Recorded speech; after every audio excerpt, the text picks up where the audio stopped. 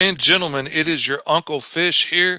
Uncle Fish is flying solo tonight. We don't have Tony Clapper in the studio with us, the clapback kid, the chat 'em up champion, blah, blah, blah. Insert catchy name here.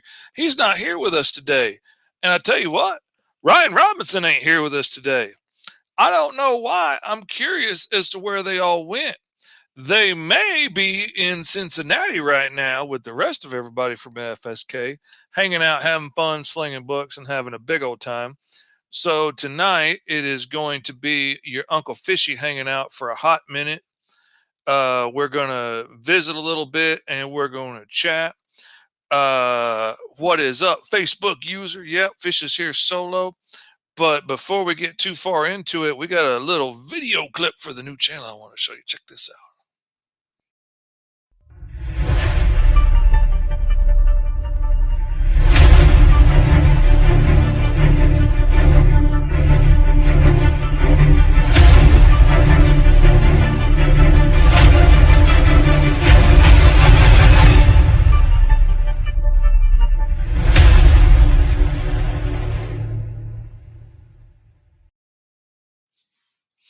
Woo, boy, that is slick. That is some nice stuff. What is up, J Man?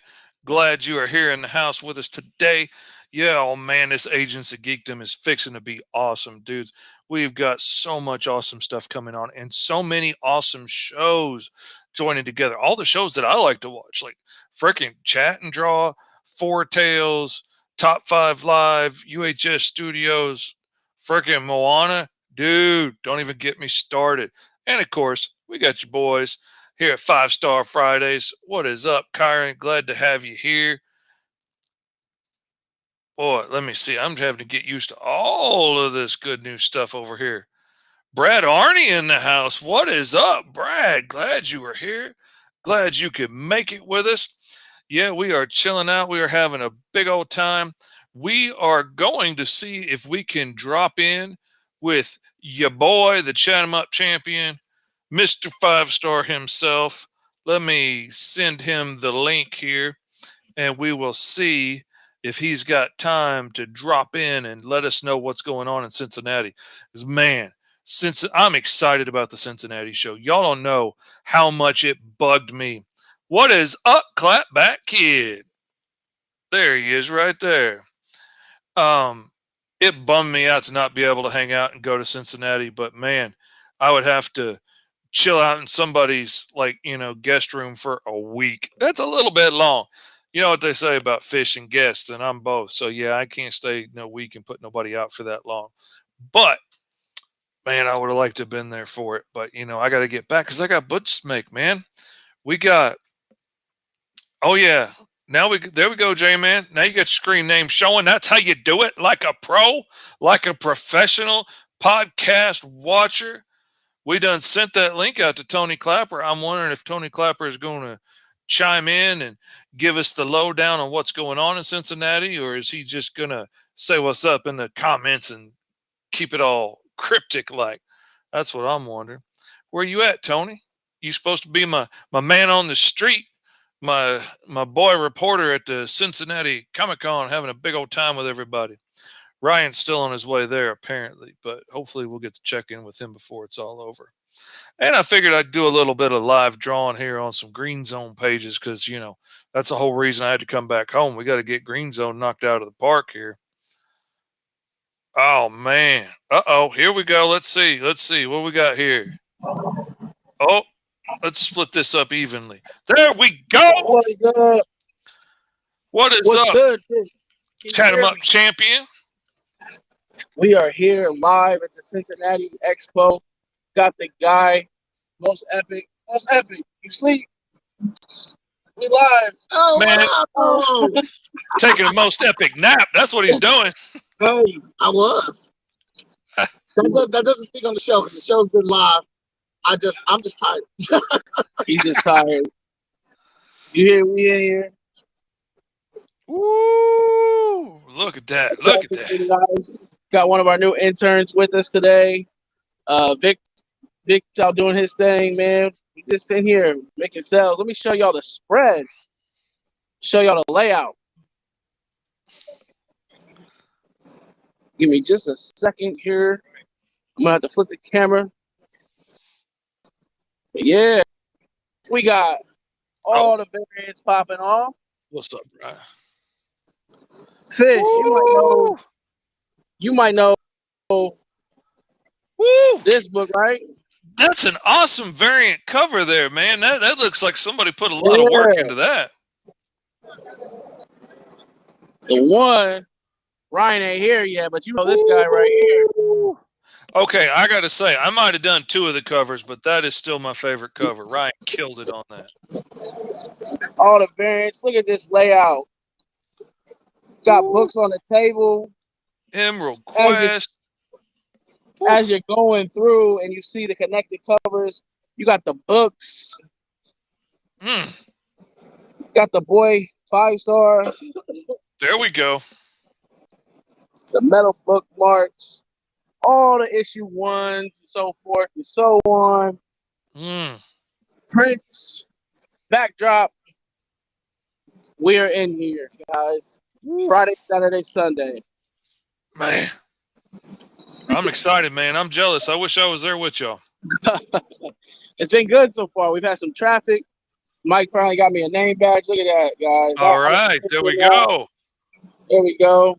Missing a few names. Yeah, I know. I need all my tags on there. Sucker be down to your knees. But we good. Look, we got a nice little corner spot. Oh, that's nice. You guys definitely come check us out. Fish, what you doing for him on the show today?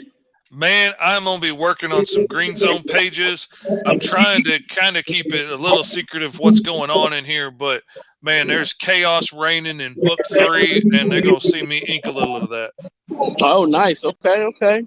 That's what's up. Well, it'll be a good show. But that's all we got here, man, live on our spot. Good deal, man. Hey, when Ryan gets in, tell him to holler at us, man. I will. I don't, man, Brian's running a little late. I don't know when he'll be here.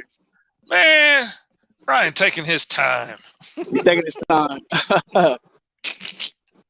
All right, Mr. Fish, handle that showbiz, and we will catch y'all later. All right, man. Peace out. Peace. All right. Hey, I'm starting to get the hang of this whole restream stuff, man. You know, it's a little bit new, a little bit changed. There's some things in some different places and whatnot, but I'm starting to get this stuff figured out here. All right. Let's turn on my screen here so we can see what we're doing there. There you go. That gives you a better view of what's going on. So while I'm starting to work on this, what do y'all think of that new video opening? Is it playing good for you guys on your end? I know we had a little bit of trouble with it at FSCon because like we had so many computers going on the comic book shop's internet and stuff. It seemed to be playing a little glitchy. But did it come out good on y'all's end as the fans at home? Did it look sharp? Did it look amazing? All those little diamonds dancing on it and everything. Man, it is a sharp looking opening, making me have to step up my game on those videos.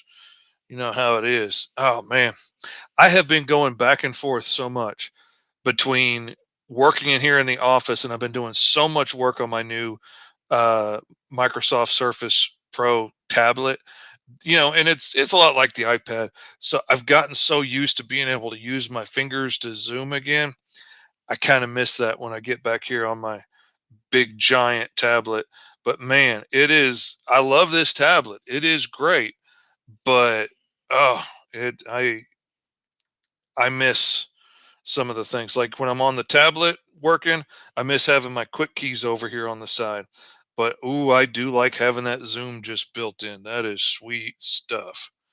All right. I don't know what I was working on here last, but my colors are all messed up over here. I got to get back into some black and white because we got some inking to do, son. Whoo. Gonna pull out those rusty nibs because book 3's a little more chaotic. Book 3's got a little more mess going on in it. So it's a little bit scratchier, a little bit more what I wished I was doing from the get-go. But you know, I didn't have those sketchy brushes at the time. And I fully believe in the motto that finished beats perfect any day. So yeah, there's all the stuff that I dreamed of doing that I would have liked to have done, but I would much rather have a finished book out in people's hands that they can check out and get my story out there than fight to try and make it some kind of imaginary perfect that would never get finished. Cause that'll keep you down, man. I've had a story I've been working on for 20 years, and I keep putting things off on it because I was waiting for the perfect time for it. And now I'm like, man, you got to get out there and get it done if you want to get your stuff out there. If you want anybody to ever see it, if you want to sell copies, if you want, check this out. Okay, we fixing to stop for a second because it is story time with your Uncle Fish. Today, my daughter is in virtual academy in Arkansas. Like, you sign up for the free online public school, and it is public school. Like, they still do all the regular classes. It's just like it was virtual during the worst of COVID. So she does the online schooling, and every so often they have these events where everybody in the local area can get together, and they'll do different stuff. Like last month, it was bowling, and we went and had a ball. She got to meet up with a lot of other local girls her age that were in her same age group, and they sat there bowling, having a big old time. And there's like one boy their age showed up, and he's surrounded by all these, and they're all incredibly cute. That's not fair to have that many girls in one class be cute. And anyway, there he was in hog heaven. I'm here to tell you. This time we went to Barnes and Noble in North Little Rock. So we're hanging out. The little kids are going on scavenger hunts and stuff, and the bigger kids just kind of paired up, had fun, hung out, went and looked at mangas and stuff. I really wish I had had Des there for FS Con to be on the comics and manga panel. But anyway, I take my tablet with me so I can work because this is like 2 hours out of my day. It takes nearly an hour to get there, an hour to get home. So yeah, I took some work with me so I could chill out, and I'm not going to do a scavenger hunt, but I could get some work done. Worked on a awesome freaking pinup for Big Tim Styles, Big Tim's funny books. Man, I love any chance I get to work on Knock Around Guy, one of my favorite characters. So I'm sitting there drawing, doing my thing, got my little name tag on that says that I'm a assistant teacher because I'm one of the parents. Got my little name on there and everything. Des is out playing with her friends, having fun. Families are coming by because like the cookbooks are right behind my chair. So they're coming by on the scavenger hunt looking for recipes. And his family's hanging out. And the mom keeps looking at me, and she keeps looking at me. And finally, like, I kept talking to her husband because her husband had this amazing deep voice. Like, he sounded like he should be on the radio or Optimus Prime or something. And the kids were saying funny stuff. So we were just laughing and having fun. And finally, the mom's like, okay, I just got to ask, you're Mr. Fish from Mr. Fish Comics, right? And I was floored because, like, I mean, I've been recognized at a couple of cons walking by, which was surprising enough to have somebody be, hey, you're Mr. Fish. I follow you on, TikTok, Instagram, whatever. But this is just out in the wild at a Barnes and Noble. Now, granted, if I didn't have my name on and if I wasn't drawing, maybe she wouldn't have recognized me. But she recognized me. We got to talking about my comics and stuff. She's introducing me to her kids and everything. Had a ball. Took a selfie with me, the whole 9 yards. Apologizing for fangirling out on me. I was like, man, this is the most fun. I did not expect to have this much fun at Barnes and Noble today. You can absolutely interrupt me and say, hey, lot of fun. So that was a number one for me. And I have a feeling after everybody gets their copies of Green Zone and issue 2 and 3 come out here soon, because that Kickstarter is going to be launching in November. I have a feeling after that there's going to be a whole lot more recognizing me places I go, because man, y'all are going to flip once y'all finally get the copies in your hot little hands. Like, I know Andrew loved his copy. I know, of course, he's in the book, but and so's J-Man, as a matter of fact. He was one of the winners that got in the book. My fingers don't work. Duh, I can't zoom in that way.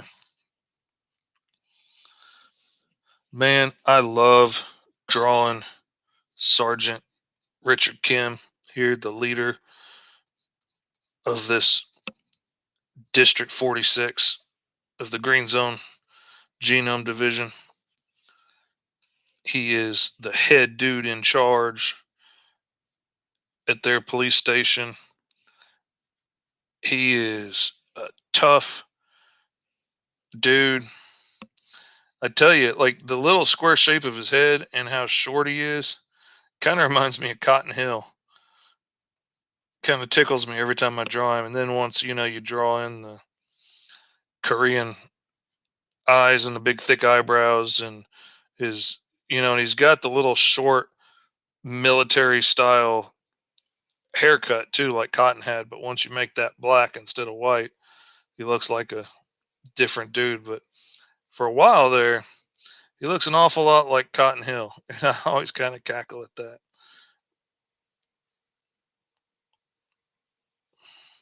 But as much as you might think Cotton would be racist towards him, he wouldn't, because Cotton knows his Asians and Pacific Islanders. That's one thing. He could spot a Laotian from a mile away, which I certainly would not be able to tell the difference. When I was a kid and my folks got divorced, we first moved. My mom had gone back to college, and so we went into married student housing because that was the only like apartment housing they had for college students that would take kids. And because this is back in the day, like you couldn't even like live together back then. But so anyway, we're in married student housing with a lot of young couples and stuff and their kids. And man, there was this gang of kids that just ran the place. Huge bullies. One dude, Ho, was big old fat kid, gigantic. And he ran the little gang of like his cousins and whatnot. And they would gang up on you quickety quick and beat your butt. But anyway, he would always start out the same way, like it was some kind of initiation rite or something. Anytime anybody new moved in, he'd ask you to figure out where he's from. Because he was obviously Asian of some form, but like, especially in the 80s, nobody knew anything but like, are you Chinese or Japanese? Like Hank says to Khan in King of the Hill, and couldn't make sense of what Laotian meant. So he would always ask people, if they could figure out where he was from. And I don't know if it was like some litmus test, and if you accidentally got it right, maybe he didn't kick your butt like he did me. But turns out Korea wasn't right, which was the only other thing I could think of to guess at the time. And turns out I think he was from Taiwan. Made a big deal about it, and it not being China or whatever. I don't know. But it sounded like more of his parents' hang up than anything. But yeah, nobody ever guessed that. And so everybody got their butt kicked by Ho. And Ho was the biggest bully in the place. And nobody dared stand up to him or anything. And then one day out of the blue, he was picking on me, and I was just so sick of it. And, I'd gotten the better of him once or twice, and he'd gotten the better of me a whole bunch of times because he usually had all his cousins and stuff involved. And he was picking on me, and I was just tired of taking it and giving me hell about my name. And I was just like, shut your fat butt, Ho. And the butthole bit made everybody laugh. His cousins and everybody cracked up at that. And butthole became his new nickname. And after that, he was not the king bully anymore, which was nuts to me because, my little autistic self couldn't quite understand why the balance of power had shifted so suddenly, so quickly, and didn't put me in charge, but it certainly knocked him down and left a power vacuum, and his skinny little cousin took over. But it was amazing to me that he went from being in charge to being a lackey just like that over one joke that I accidentally made. Didn't even realize I was doing it at the time. If everybody hadn't started laughing, I probably wouldn't even realize I'd done it. So that's weird story time with your Uncle Fish. Oh, brothers and sisters, ladies and gentlemen, theys and thems, children of all ages, I'm here to tell you, we were on the way to North Little Rock today for the event that we went to at Barnes and Noble, and old song comes on the radio, and I start just humming along to it, and as I'm humming along to it, and I'm kind of like making sounds to go along with the music and whatnot, like boom, chicka chicka boom, whatever. I came up with the name for a character. And at first, it just started out as a joke, like just one of those names that's just funny, like Charlie McElvey's Spider Squirrel has, giant reptile dude named Tailgater in it. I freaking love that name. It is so freaking hilarious to me. It is so funny, so clever. I wish to God I had thought of that. Oh man, I would be so proud of myself if I had thought of Tailgater.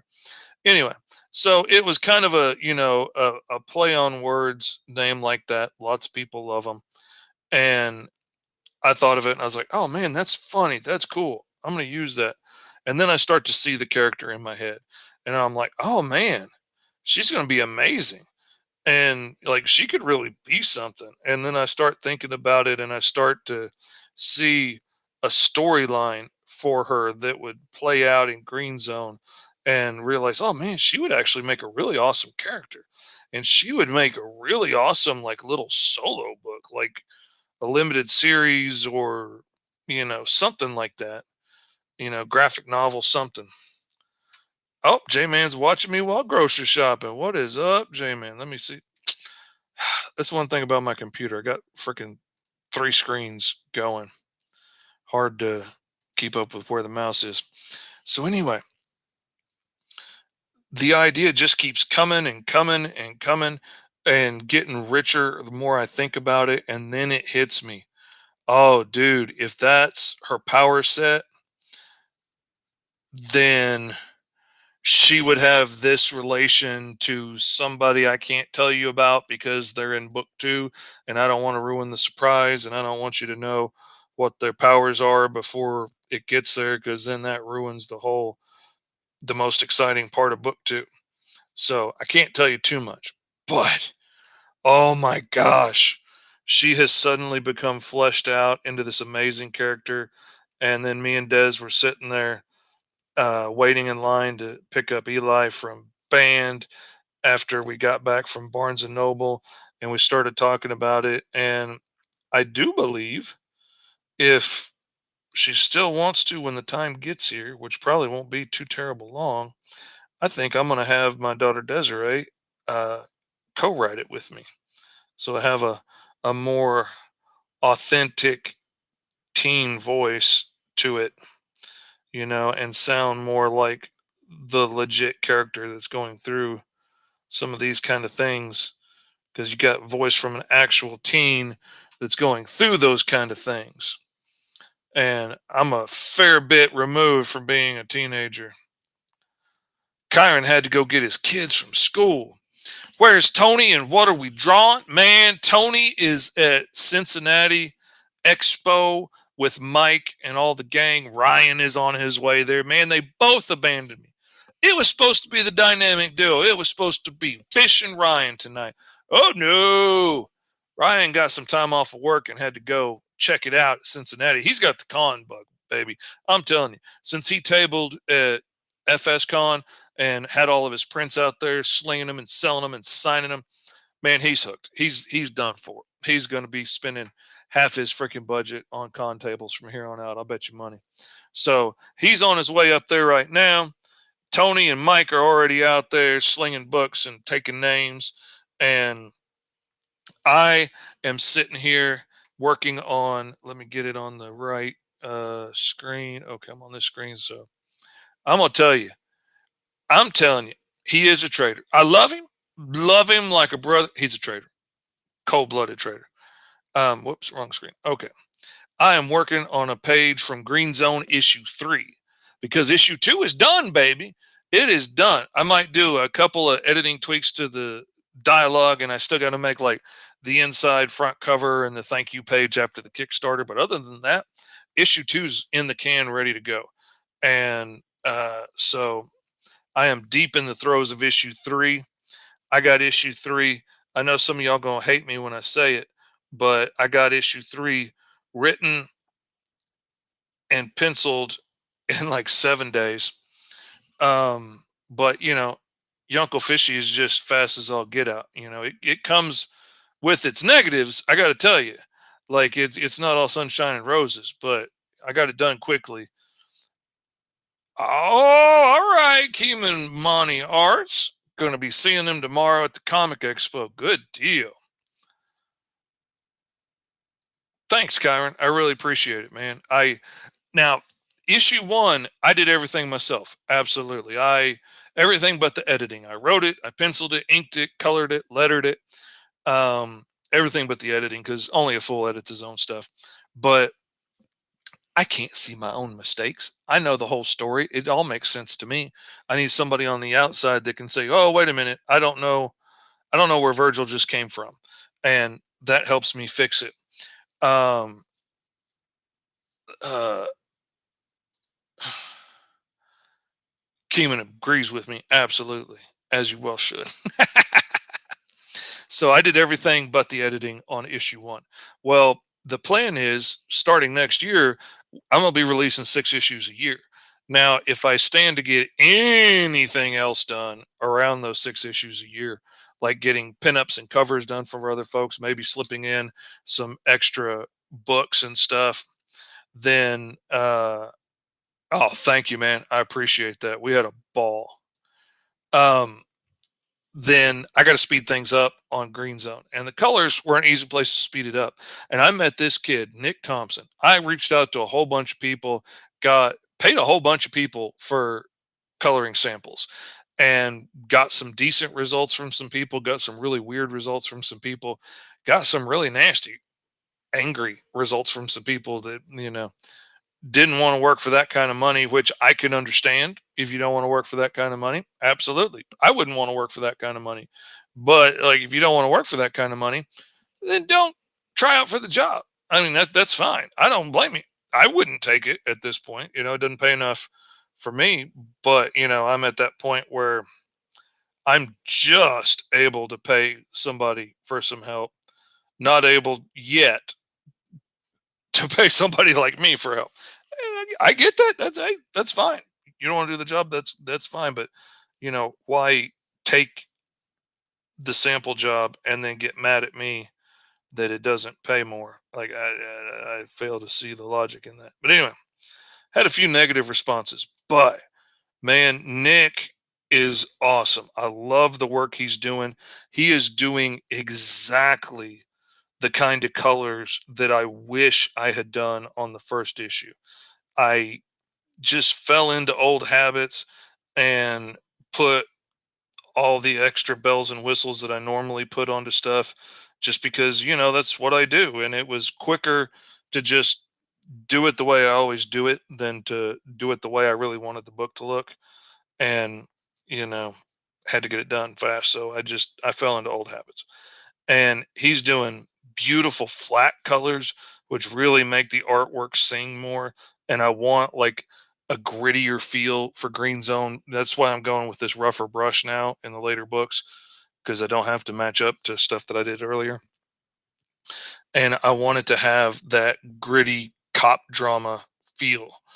And so to get that, I'm hiring Nick, and Nick's doing a great job.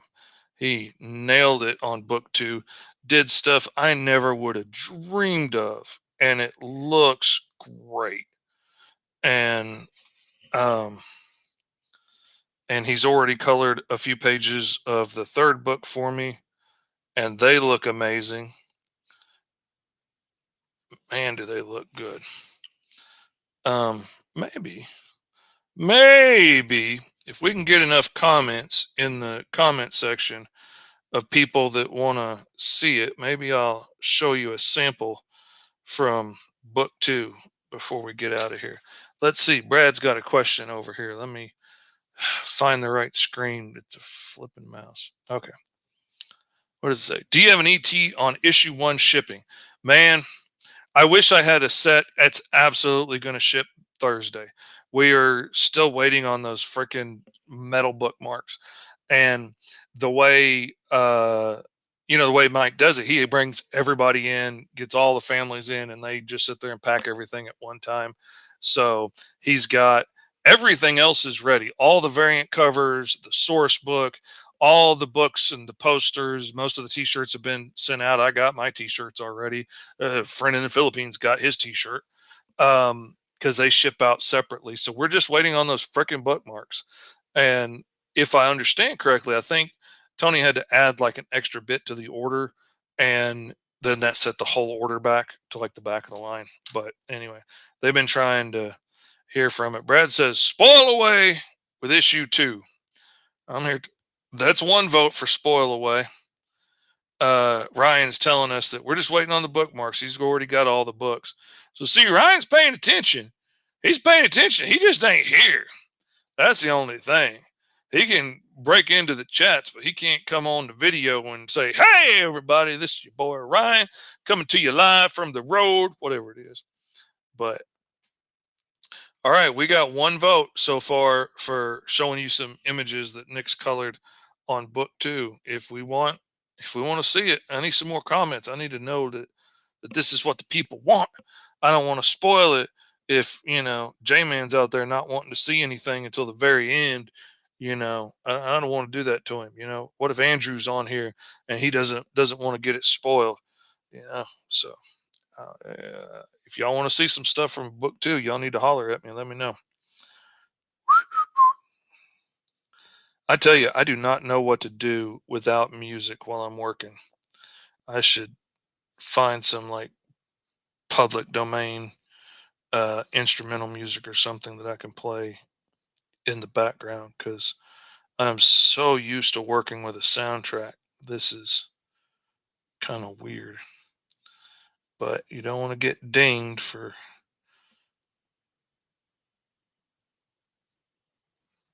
music copyright violations.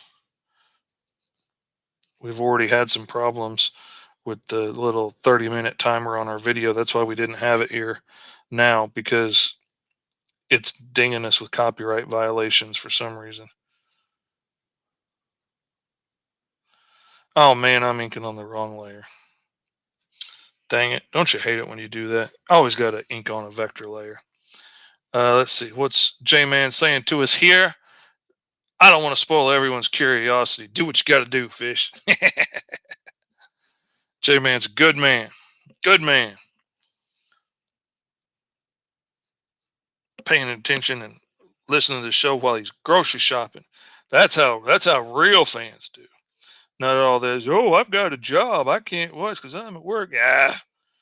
J-Man sneak phone in and listen.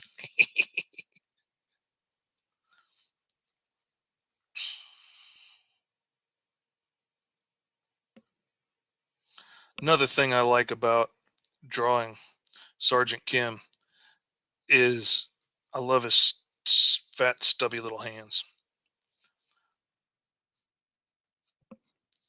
So often everything ends up like so many things you end up drawing the same for too many people, like hands and feet always looking the same for just about everybody, same ears on just about everybody. And so I like when I get the opportunity to, and it's right for the character, I like to change things up, and this is my book. So I can put heavy people in the book. I can put skinny people in the book with no chin. I can make all kinds of interesting looking characters because that's the way I dig it, baby. I love the interesting and the weird and the unusual. And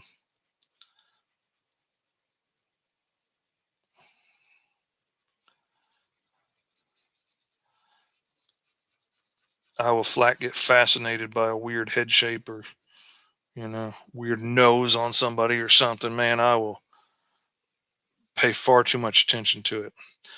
Brad says, forget all the skinny people. I'm with you, man. That's one of the only, like, one of the weirdest, not beefs per se, but issues I ever came up with a writer on their book was, they had a character and they're like, yeah, I want her to be, fat, but I want her to be beautiful. And so, sent me some reference pictures and stuff of some ladies, that were in the zone that he was talking about. And I was like, all right, dig it, fat but beautiful. I got you. And so I drew her and I was really proud of how she came out. And then the writer gets the book and he's like, oh, dude, no, I meant like, heavy but still pretty, not like big, fat, ugly. And I was like, dang, dude, I thought she was pretty. Like I thought she was sexy. But, okay. If that ain't what you want, I can fix it. He's like, yeah, just, I want her fat but pretty, like not fat ugly, like fat pretty. And I was like, okay, dude, I'm gonna need much clearer instruction than that because, like, I thought she was foxy. Like, I intentionally made her big and beautiful. Like, I dug her. I'd asked her out if it was me. And I was like, if you don't like that, that's absolutely fine, man. I will give you what you want, but you got to give me something other than make it more awesome because I don't know what that is. Like, I gave you fat and beautiful, and you didn't like that, which is fine but like you need something else, you got to tell me what it is you want because that was my best guess. And that took a minute to get figured out. But that's my only thing. If you don't like what I did, I will change it. But I just need clear instructions of what you want changed. I'm pretty easy about it. I only get, I only seem difficult when you can't give me a clear answer. And there's nothing frustrates me more than, yeah, make it more awesome. Man, I gave you awesome the first time. I always give you what I think is the most awesome. If you don't dig it, that is fine. No harm, no foul, no worries. But like that was my awesome. I'm not the slightest bit hung up about it if you want something else. Just tell me what you want.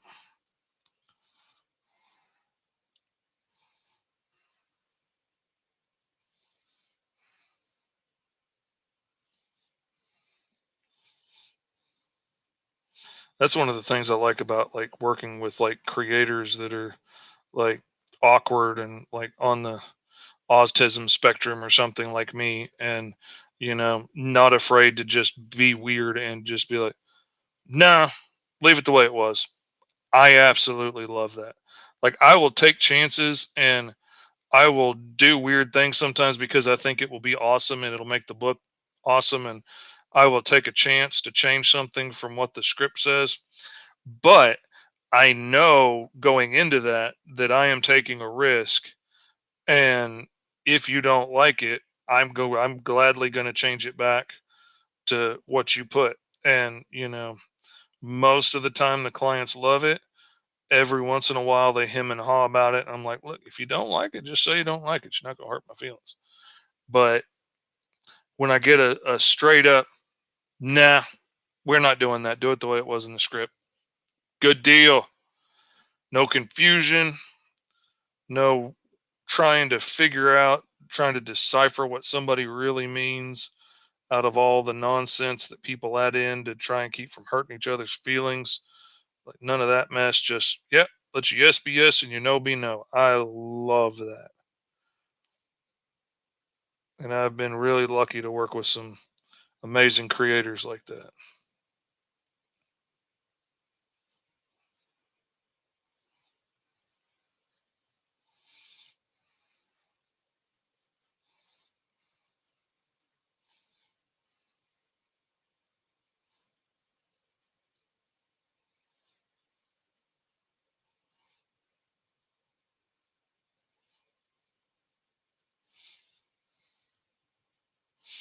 So when all you people hear about how fast I work, and especially you writers or other artists, and get all bent out of shape about, how it's not fair that I can work so fast, yada, yada, yada.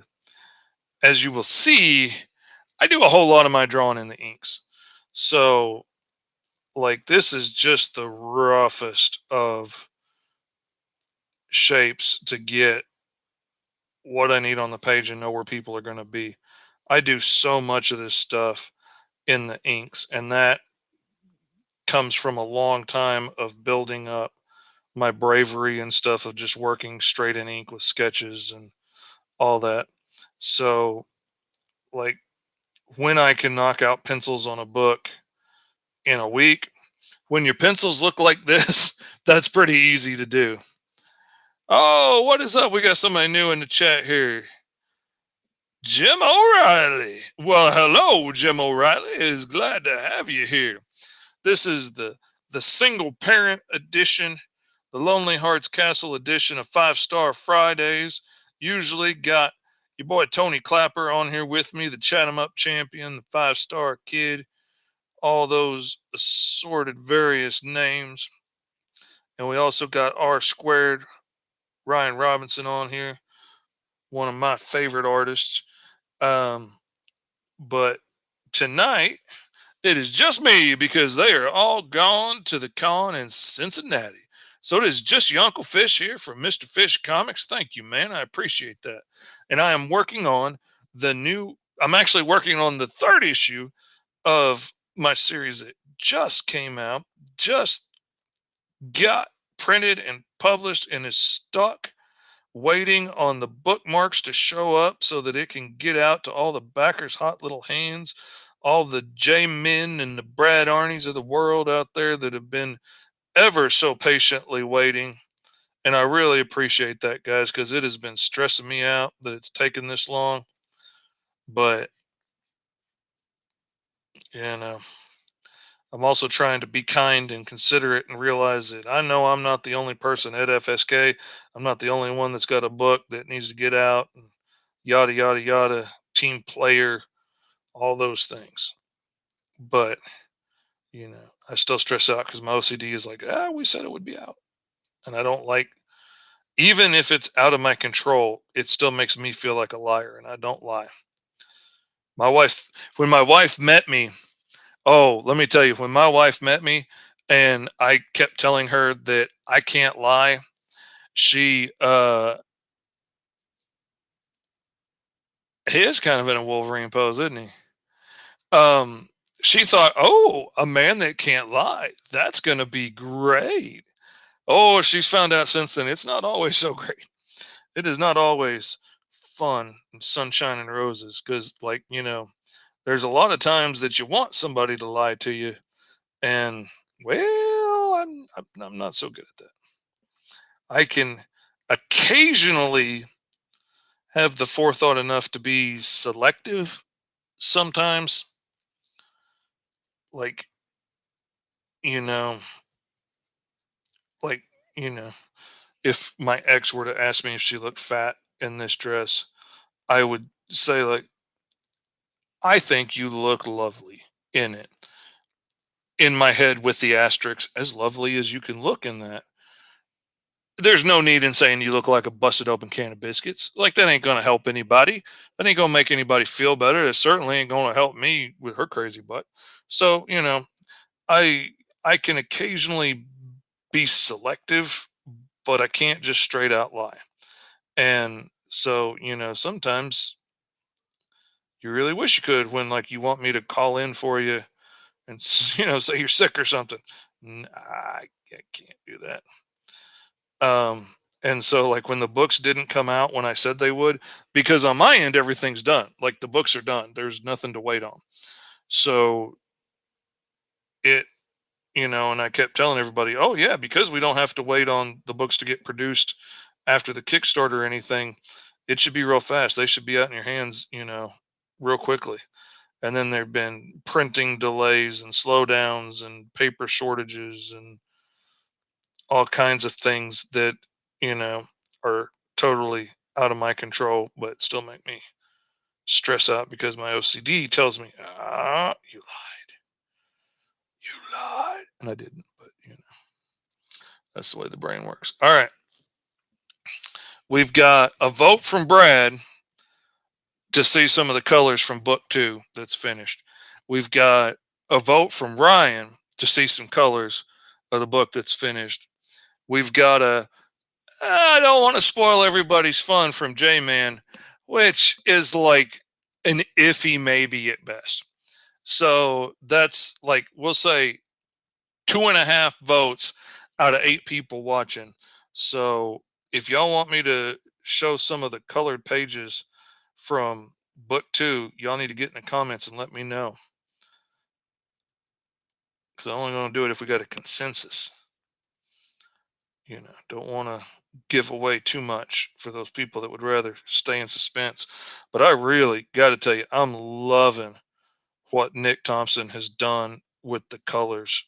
And like I said, he's doing what I wanted to do in the first book. And I think when I do the trade, I'm going to take out a lot of my highlights and shadows so that everything matches up a bunch. Now, see, I was wondering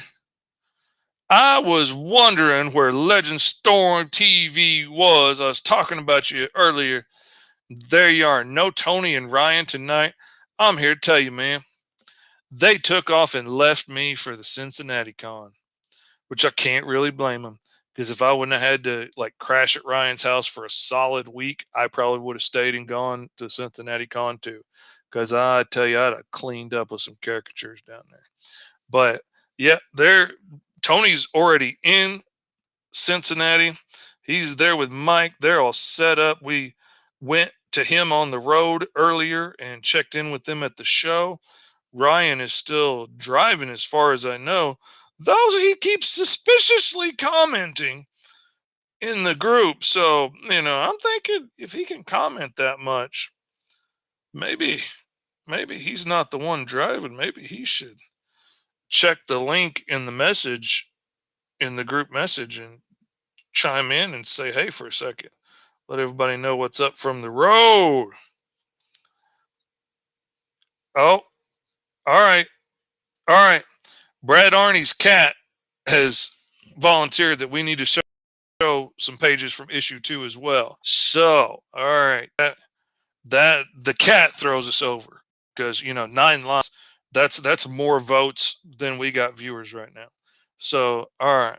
Let me let's see. We're gonna go Green Zone 2. There's no letters. Okay. All right. Now, this is something that I really enjoy. I'm gonna open a few pages here about what he's been doing.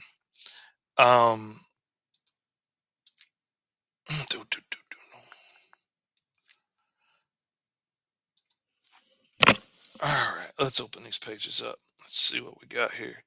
I love the limited color palette that he's got. All right, we got Legend Storm voting too. I love the fact that he picks a limited palette because that's exactly what I was wanting to push into.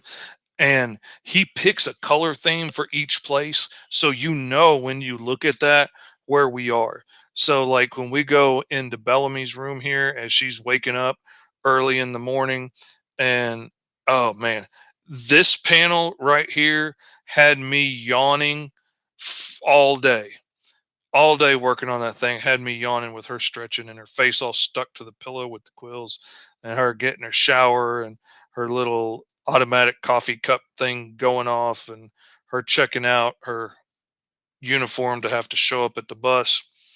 I love that limited color palette. And when you see that pink, you know that that's Bellamy. And then we get in here to Virgil, where he lives, and it's all greens and yellows and, dust and grime. And, Virgil lives in block 5. So we see him waking up in the morning, the alarm clock going off. He tries to turn it off when the sound effects are on the page. he can't turn it off. So it just rings until it runs out. And you see his accommodations are not quite as nice as Bellamy's accommodations. And we get to see Brooks' accommodations in the book too. We get to see how he wakes up and, what's his breakfast like? What's his way to work look like? And so we see, Virgil having to get ready in the mop sink and, straightening up his little bed. And, I'm a sucker for the little details, myself. Like you'll notice, like there's this big wad of paper tied to the string on the bare light bulb in Virgil's room. That's because Virgil has these giant claws. Virgil can't just pick a string and pull it. So he needs something that he can grab between his claws and yank it. So, like, if you pay attention, there's all kinds of little details like that that I throw into places and like to use. But so, like, all of Virgil's block is in like tones of green and stuff. And here we get to see a little picture. Like, he doesn't even have an apartment. Poor dude. Like, he lives in a little maintenance closet at the end of the alley. And then we get to see just how packed and overwhelmed the blocks are. And the blocks are so freaking overwhelmed. And the apartments are so tiny, they have to do like half their living outside in the hallways. And this giant Virgil has to somehow manage to work his way through all this in the morning without like stomping on somebody or accidentally knocking them over the edge. And let's see what's Brad say. He says it looks good. So could be the first panel ever of a reptilian brushing his teeth. Nice. You know what? That actually might be. I mean, I don't know for sure, but that could well be. But I love the greens and stuff in here. And then, we get to a much later point in the book, and Waters and Bellamy are going at it in the car again. And, and it's got its own color theme and its own look. But man, those flat colors just sing. I know I like to fall into the trap of the highlights and the shadows and a bright highlight coming from outside that's kind of overwhelming everything because of the sun. I love this look. This is what I was really wanting to go for. I just fell into old habits. And you can see here, we don't know why, because I'm not going to tell you everything, but I'll be danged if something didn't happen to Waters' hand. And I'm I'm wondering if anybody in the comments could guess what might have happened to Waters' hand. How could she possibly have ended up with all these little pink spikes in her hand? It's a mystery to me, but I absolutely love the way this panel came out. I love the way this book came out. There's some stuff in here that's so beautiful and so trippy that I really, really want to show you. But man, Nick killed it beyond what I imagined he was going to do with it. And I really want to show those pages so bad, but I don't want to spoil it because there's some weird stuff that happens later on. And and on top of it all, Green Zone is really kind of a mystery book too. Like, I don't give you everything all at once. I'm not just gonna and spill everything out, and this is their powers, and this is the way that it works, and this is this, and this is her background, and this is his background, and this is why Kim's ears stick out, and this is that, and this is where Virgil got all of his scars from, and this is why they're holding a sign in the background that says "Remember PS 143." Like, no, no, it's a mystery, and the people that are really paying attention are gonna start to see more and more. I guarantee you, some of the Andrews, the J-Men, the Brads in the world, I'm betting one of them busts off and tells me what Danny Kim's powers are before anybody else finds out, because it's a secret for now. But I guarantee you, one of them, one of those three, is probably going to pick it up by the end of book 3. I'm betting money on it. I'm just curious to see who gets it first. You know what we ought to do? What we ought to do, to the 5 fans that are watching right now, we ought to run like a little secret contest just for us. And whoever can accurately figure out what Danny Kim's power is before the, first gets a special little something. Maybe I'll, hand draw you a little pinup or something. I'd have to say Bellamy somehow got him in her hand on accident. So let me get this straight. Legend Storm TV is going to go out on a crazy limb. We're talking like wild conspiracy theories at this point, and is going to assume that all these little pink spikes in Water's hand must have come from the young lady sitting next to her that is covered in little pink spikes. Racist much? I'm sorry. God, talk about profiling, dude. You're going to look at the chick that's covered with little pink quills just because you got some pink quills in your hand? Man, I thought higher. I thought higher. I love it. I love the way it happens in the book. It's one of my favorite little scenes in the book that, and everything in Green Zone matters. Like, even the little things that you really don't think matter right now are going to matter. And if you start to pay attention to the things that change from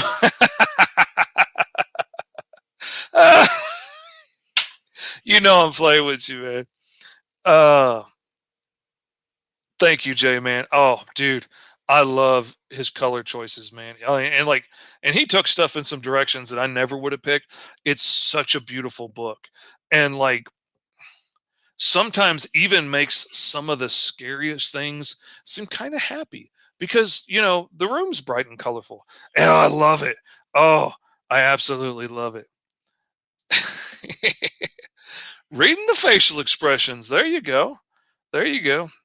Oh, without the words, what are they talking about? Are they talking about her having a handful of quills, or are they talking about something unrelated? You'll have to tune in later and find out. The next Kickstarter will be going live in November, I believe. And it's going to be books 2 and 3, which I'll have book 3 inked very shortly. And I might end up having to wait until during the Kickstarter or so to get it colored because it ain't free. And so I got to make a little money, and I got to do some other people's books and draw some other people's pictures so I can make some money so that I can knock out some other stuff and pay Nick to do his pages because he does good work and he does beautiful work. So anyway, those are just a few of the pages from like I love the flatness of this. Like, I would have gone in with so much texture that a lot of these little details would have got lost in here. And the flatness just makes it pop and you can see it. And like, yeah, it's a rough life, but it's not absolutely miserable, but it ain't easy either.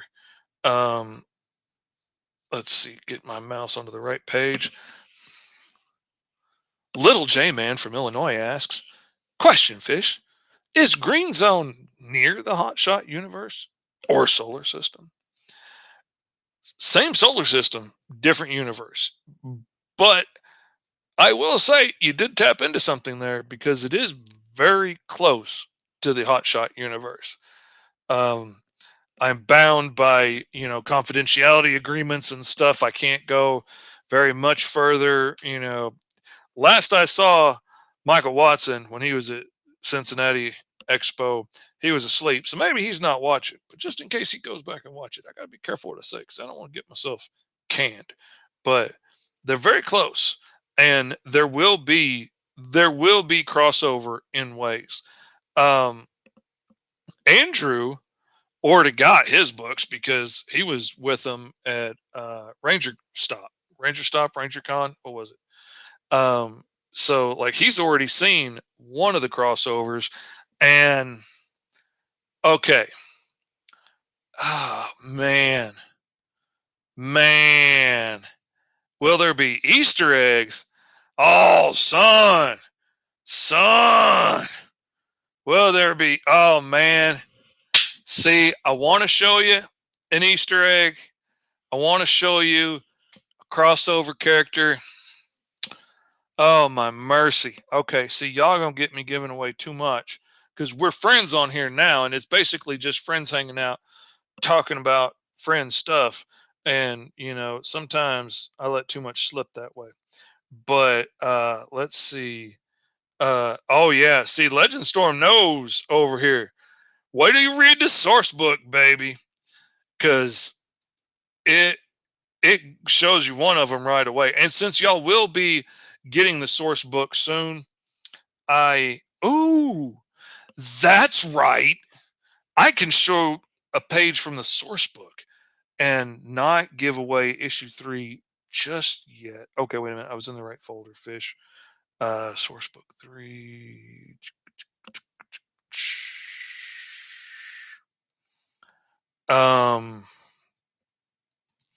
Okay. We're going to look at this one here. All right. Now we're going to zoom in here.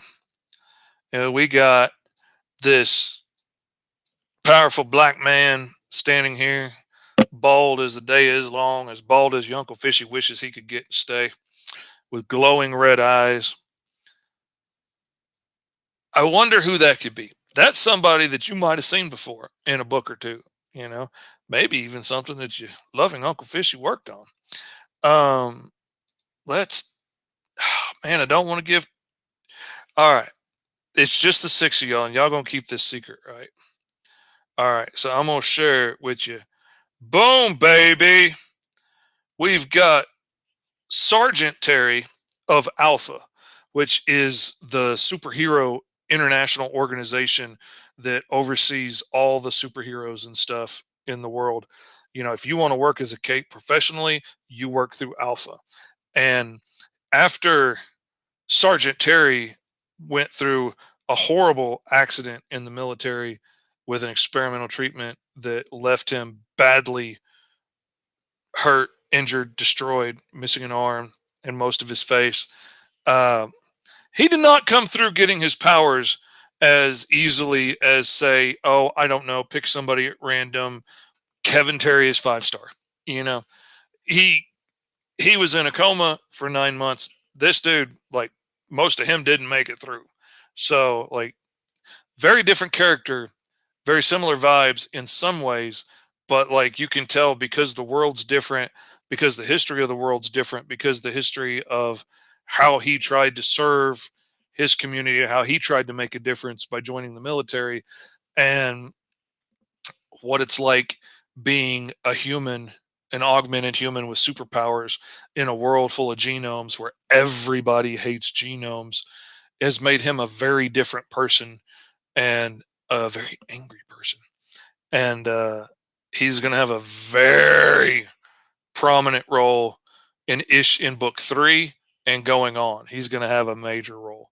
And the source book, when you get it, if you were smart enough to get it, if you were one of the super fans that like got everything and you got the source book, you're going to get a hint of what his job and his role is going to be going forward in the rest of the issues and what it is he's looking for.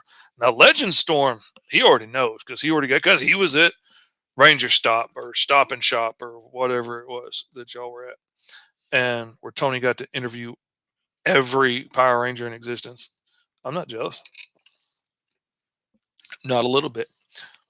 Nah, that ain't a green-eyed monster you seeing from me. Nah, that's like a sleep. But yeah, it was Ranger Stop and Pop. Okay, see, now the Pop makes it sound like a gas station to me. Makes it sound like mom and pop, it makes it sound like stop and go, come and get it, the nut and bolt, whatever it is. Like, it makes me sound like a gas station place, Ranger Stop and Pop, cold beer, ice, sandwiches, something like that. And I know what the pop is, but that's what's throwing me off. Ranger Stop and Pop. So, all right.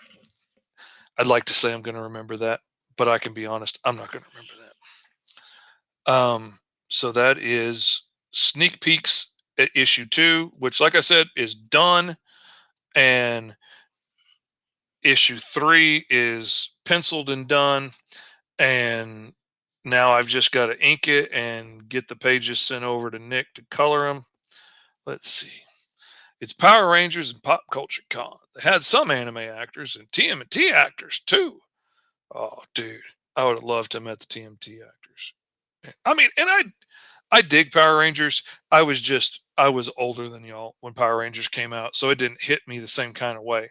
Just like, most of y'all like don't care about He-Man with the passion that I do because, that was my jam when it came out, and Power Rangers was yours. That's cool. I dig it. So, I'm going to ask everybody in the chat right now, do y'all want to continue to watch me inking on this? Uh, we've actually been at it and chilling for an hour. I'm perfectly fine to go on inking because that's what I'm going to do anyway. If y'all want to keep watching, I'm happy to stay on and keep chatting. Um, if you don't want to keep watching, then you can tell me and you ain't going to hurt my feelings because I will just go to a more comfortable chair and keep inking because that's what I do. Let's see, what do we got here? Oh,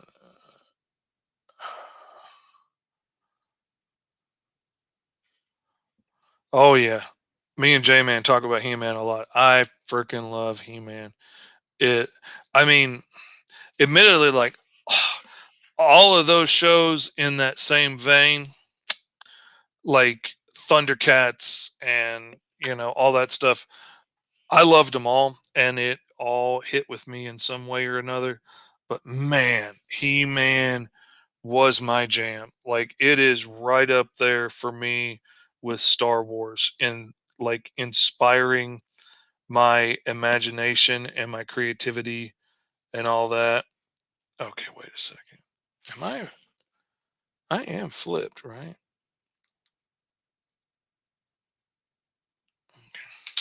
Now here we've run into a problem that your Uncle Fishy has from time to time because your Uncle Fishy's a weirdo and he works in a very strange manner, but it helps him, so he does it that way. All right, let's see. Um, when I ink in reverse because it makes little mistakes that I made in the pencils really jump out.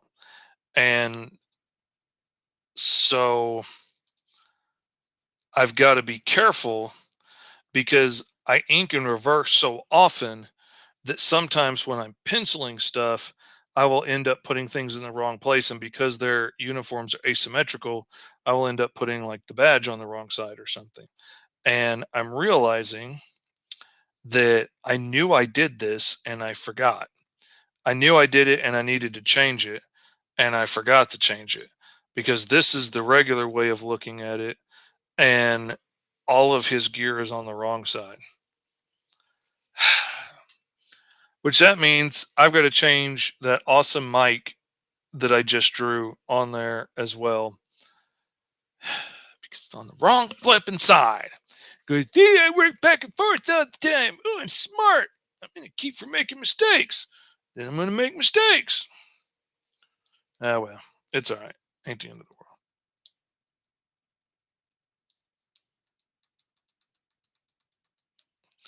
All right, flip it back. And now we're going to erase, erase, erase, erase, erase, erase, erase, erase, erase, erase, erase, erase.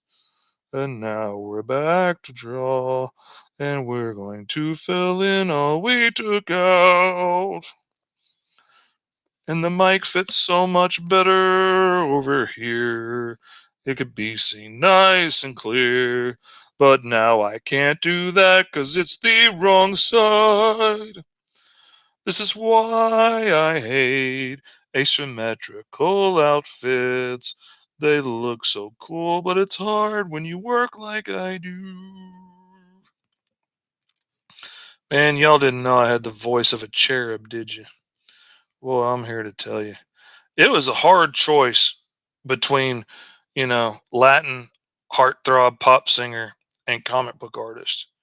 But really, when it comes down to it, I just don't fit on airplanes. So the whole traveling around the world to legions of screaming fans, it just wasn't for me because I just don't fit. Um, let's see. See, Andrew knows what I'm talking about.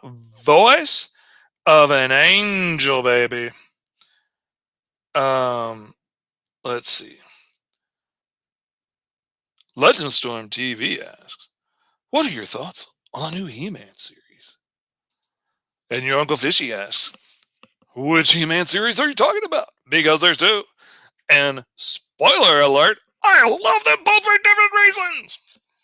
I really do. I absolutely love both of them. One of them is absolutely fan service for old dudes like me. And as far as I'm concerned, Kevin Smith hit the nail on the head. I know a lot of people want to gripe, yeah, Tila's in charge. I don't like it. Tila's a girl.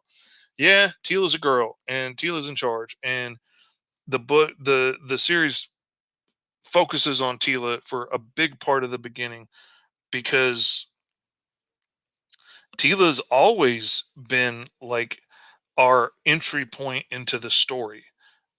She's always been like, the one we're following to see, oh no, is she going to realize that He-Man is actually Prince Adam just because they look absolutely identical, except, he took off his pretty pink shirt and is now running around in a fur pair of BVDs.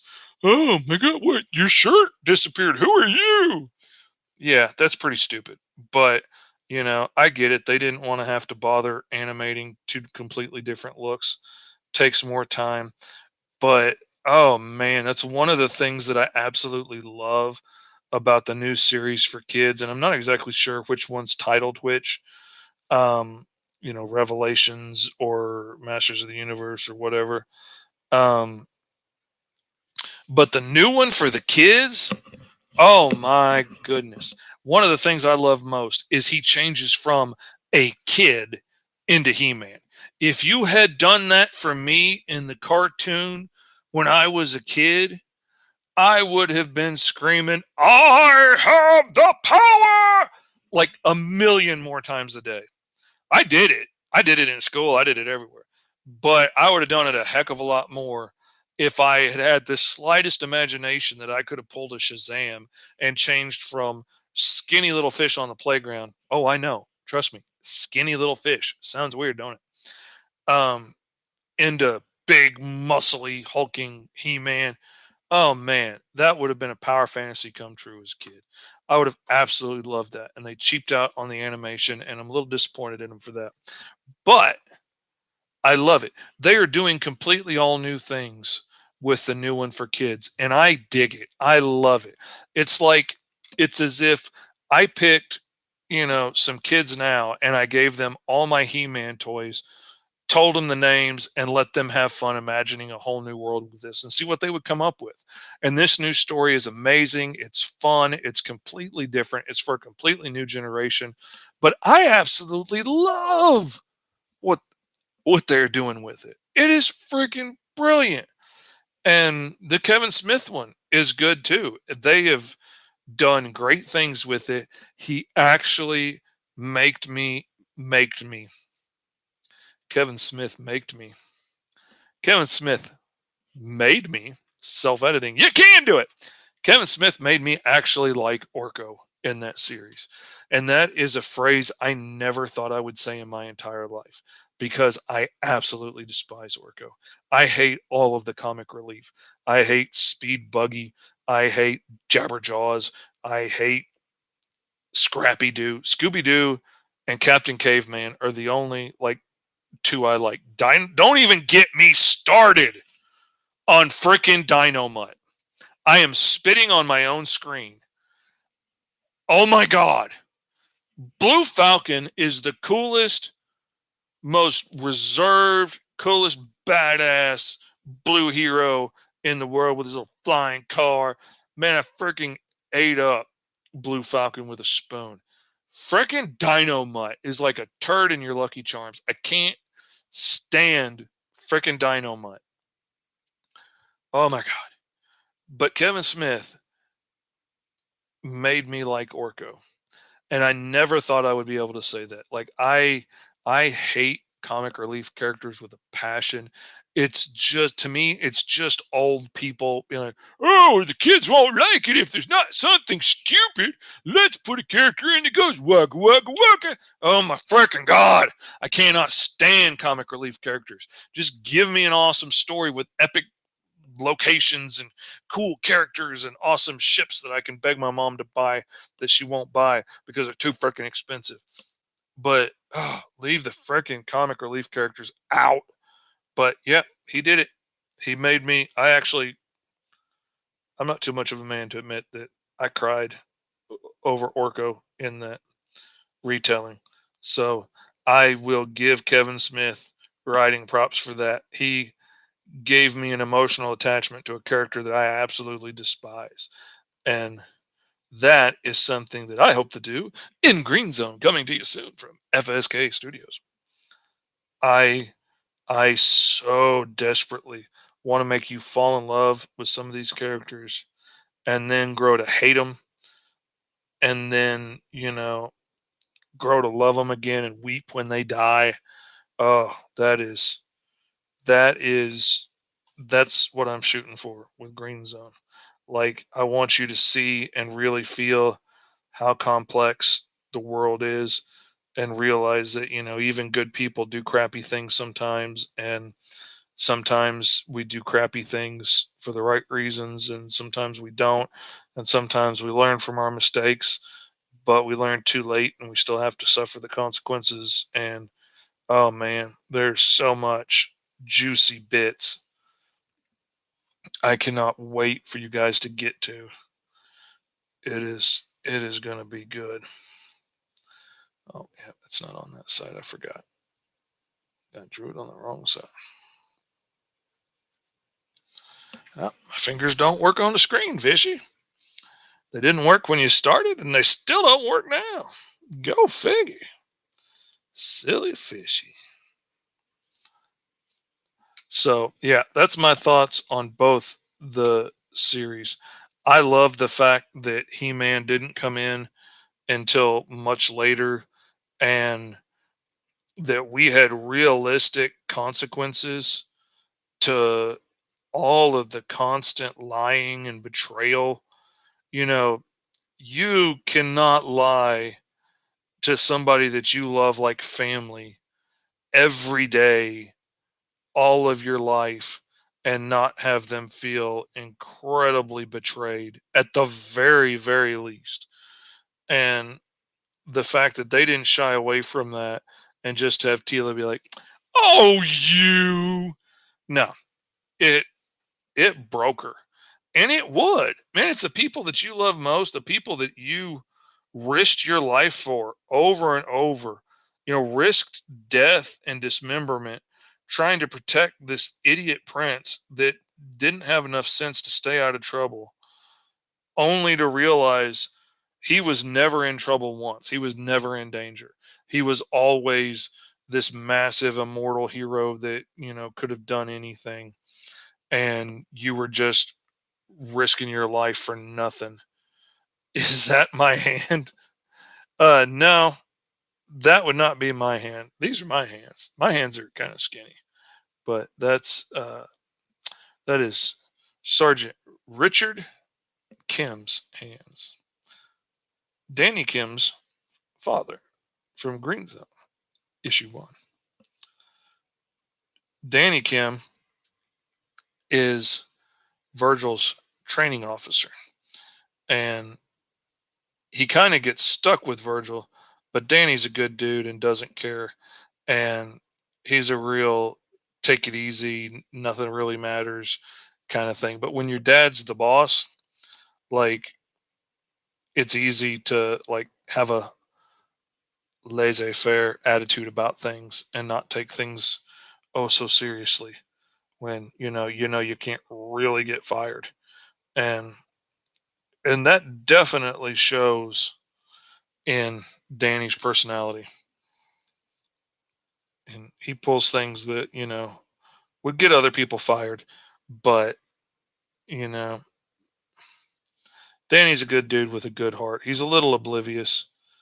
You'll see more in book two that, even though they've grown up very differently, Danny's kind of oblivious to the fact that him and Virgil have had very different lives. He's like, well, we're both genomes. Yeah, well, Danny just looks like a skinny Korean kid, and Virgil looks like a giant monster. You know, Virgil grew up in the blocks, digging his clothes out of dumpsters, and scrounging food off the ground. And Danny grew up in the suburbs with a dad that already has his citizenship. He grew up with a dad. Stop. The end. Has it infinitely over Virgil in every way, right there with that sentence. Virgil has grown up. We haven't delved into it in super detail yet because I don't want to just make this the Virgil book. There's a lot of characters in here, but Virgil has grown up absolutely alone. He has not had a mother or a father or anybody to look out for him, to take care of him, feed and clothe him. And you start to see more of that. Like some of that's going to start to slip out in book three. And, in some of his conversation, you're going to see, you know, just how kind of messed up he is that, even simple things he can't quite comprehend. Why would you do that? What are you up to? Because he's never lived in a world where, you know, people weren't trying to get something out of him. Some of the FSK Elite 5 make cameos in issue 1, everyone. Oh, yes, they absolutely do. They absolutely do. Oh, Legend Storm knows about that. Yeah, he knows all about that because he's seen it.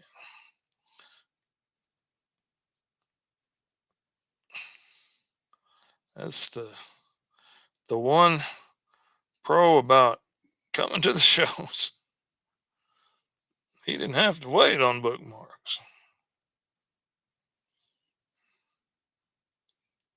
Which I feel you though. My wife's kind of tired of waiting too. She wants her books, but she also hasn't backed as many Kickstarters as we have, and the whole delays and things is a new concept to her. Like heck, I've had to wait 2 years for a book that was supposed to be out in a couple of months, and when I got it, it was a good read, but it was not a 2 year wait good read.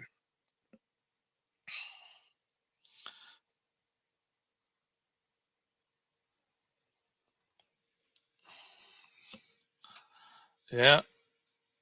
I'm trying to train myself to get better about making sure that I give everybody a shout out when they comment because, you know, we want you guys to know how much we appreciate it when you guys come on and chill out with us, hang out, listen to us gab about comics of the day and all that stuff. Talk about our own projects, the way you guys support everything that we do, man. I love you guys. Thank you so much for your support. It really does mean the world. And I mean, heck, I am literally on the verge of being able to tell my own story full time. Do you know how nuts that is in indie comics? But, if you guys enjoy Green Zone as much as I think you will, um, I'm on the verge of being able to do that after just seriously being at this. Like, I just saw on Facebook 4 years ago, like last week, I was halfway through my Kickstarter for T Man. And in 4 years, I've worked on like 40 something books now. Um, and I'm at the point where I can start doing my own stuff and people know that they're going to see awesome stuff from me. And freaking, and for anybody that might have missed it, Legend Storm, I got my first like public fangirl recognition somewhere other than a con. Like the last few cons that we've been going to, I've had people be like, "Hey, you're Mr. Fish, aren't you? I follow you on Instagram or TikTok or wherever it is." Um, but today I was at Barnes and Noble, and I know most of y'all probably would have heard this, but I know Andrew came in late.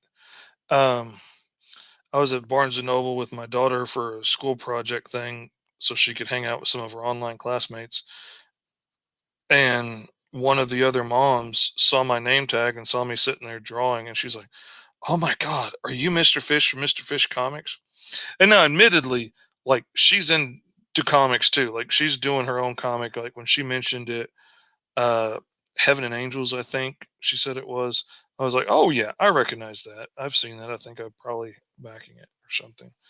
Um, so like not just somebody's like, "Oh, I saw you on the Today Show," but she's in the field. She digs what we do, and she was so excited to meet me and introduce me to her kids and tell her kids what I do and tell me about how her daughter's an artist and she could go pro someday if she wants to and take a picture with me and all this stuff. And I was like, yeah, man, that's awesome. I absolutely would love to stop and take a picture with you. Doesn't bother me in the slightest. I was like, that made what I expected to be a very boring afternoon of trying to squeeze some work in at Barnes and Noble into a very fun day. So that was a cool experience, and I'm going to brag about that for a minute.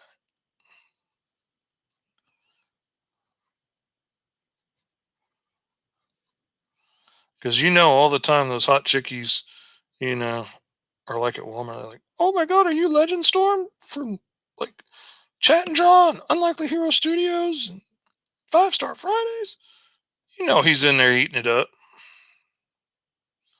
All the, are you the J Man? Y'all eat it up. So I'm just glad to get a little piece of that myself. Let's see. I gotta put it here. No, I didn't want to put it there.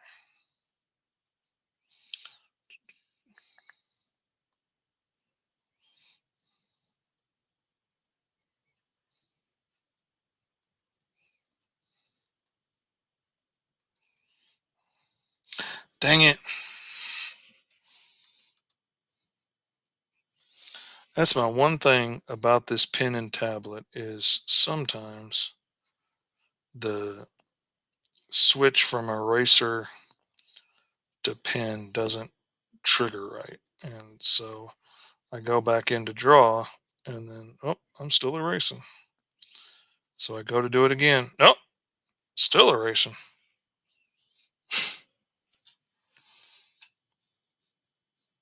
Oh man, that is an amazing question, J Man. Little J Man from Illinois asks, Fish, how many different sketch versions of Virgil did you have before your heart was set on the design? Well, little J Man, I'm glad you asked. Do I have them here? No, I don't have them here. I moved them somewhere. Where did I move them to? Trying to see. I had all my sketchbooks over here. Let's see. Aliens, aliens, aliens, aliens. Giant fish monster. Giant potato monster. I like monsters. Yeah, I don't see it. I know I've got the sketchbook around here somewhere that has my very first drawing of Virgil in it. But honestly, he's still evolving, and it kills me, but you see it in the books. Like his face changes, and every once in a while, I've just got to cheat it and make it work to get the expression or the look that I need. And that's kind of hard when like he's got a very expressionless face. Like opening and closing his mouth and the turn of his head and the tilt in his body language is about all I've got to work with on Virgil. And That would be a really cool extra page or two in one of the next issues. I'm telling you, I'm thinking about all the extra stuff that I want to stick in the first trade, and I've already got like probably 6, maybe 10 pages of extra storyline that I'm going to stick in, and I'm going to slip it in like chronologically in the middle of the books.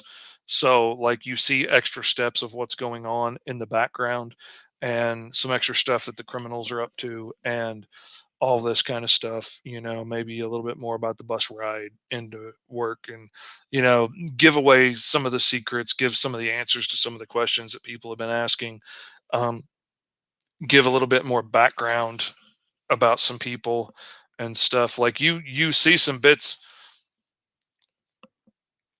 you see an event between some criminals in issue 2 without giving too much away. I would like to give more background to that and explain how they got there and why they got there. And so I'm hoping with the trade, I'm going to add in some extra issues, and some of the original sketches would be cool because, yeah, I honestly only did probably 4 sketches of Virgil in the 10 years I've had this story on my head, going through my mind on the back burner all the time, every day. I probably did 4 sketches of Virgil in total in all of that time. And he was pretty much nailed from the get go. Like, so much of who Virgil is came straight out of the dream that I had that had them in it originally. And I knew he was some kind of giant scaly something, but it was hard to make out. And then I hit on horny toad because I loved horny toads when I was a kid. And then that became, his look. And ever since then, he has been a giant 8-foot horny toad. And, but yeah, I nailed that down pretty quick. Bellamy, honestly, I tried drawing Bellamy so many times. I tried drawing her probably a dozen different times in different sketchbooks and in black and white and in color and stuff, trying to get the look of her down. In some of them, she was very much more like almost like a fish woman, like a blowfish or something with spikes, and stuff. But she had like a very fish mouth with like little mustache stuff coming down off the sides of it. Um, Do I have a special concoction I take before going to bed to have those dreams? No, I don't. Uh, it's one of the side effects that come with having Tourette syndrome, my brain being wired the way it is. Like, yes, I'm very fast. Yes, I knock out stuff very quickly, yada, yada. I'm, one of the fastest student in comics. Even though COVID has incredibly slowed me down, I'm still incredibly fast compared to other people. Like, I am mad that it took me 7 days to pencil this book. Nobody else could have penciled this book in 7 days. So, like, but it has its drawbacks. I'm going to uh, pull up for you. And you guys are going to be the first people to see this. I think maybe at all. I might have showed this to one person, maybe. Um, let's see, where is open? There it is. Sketchbook. Is it down here?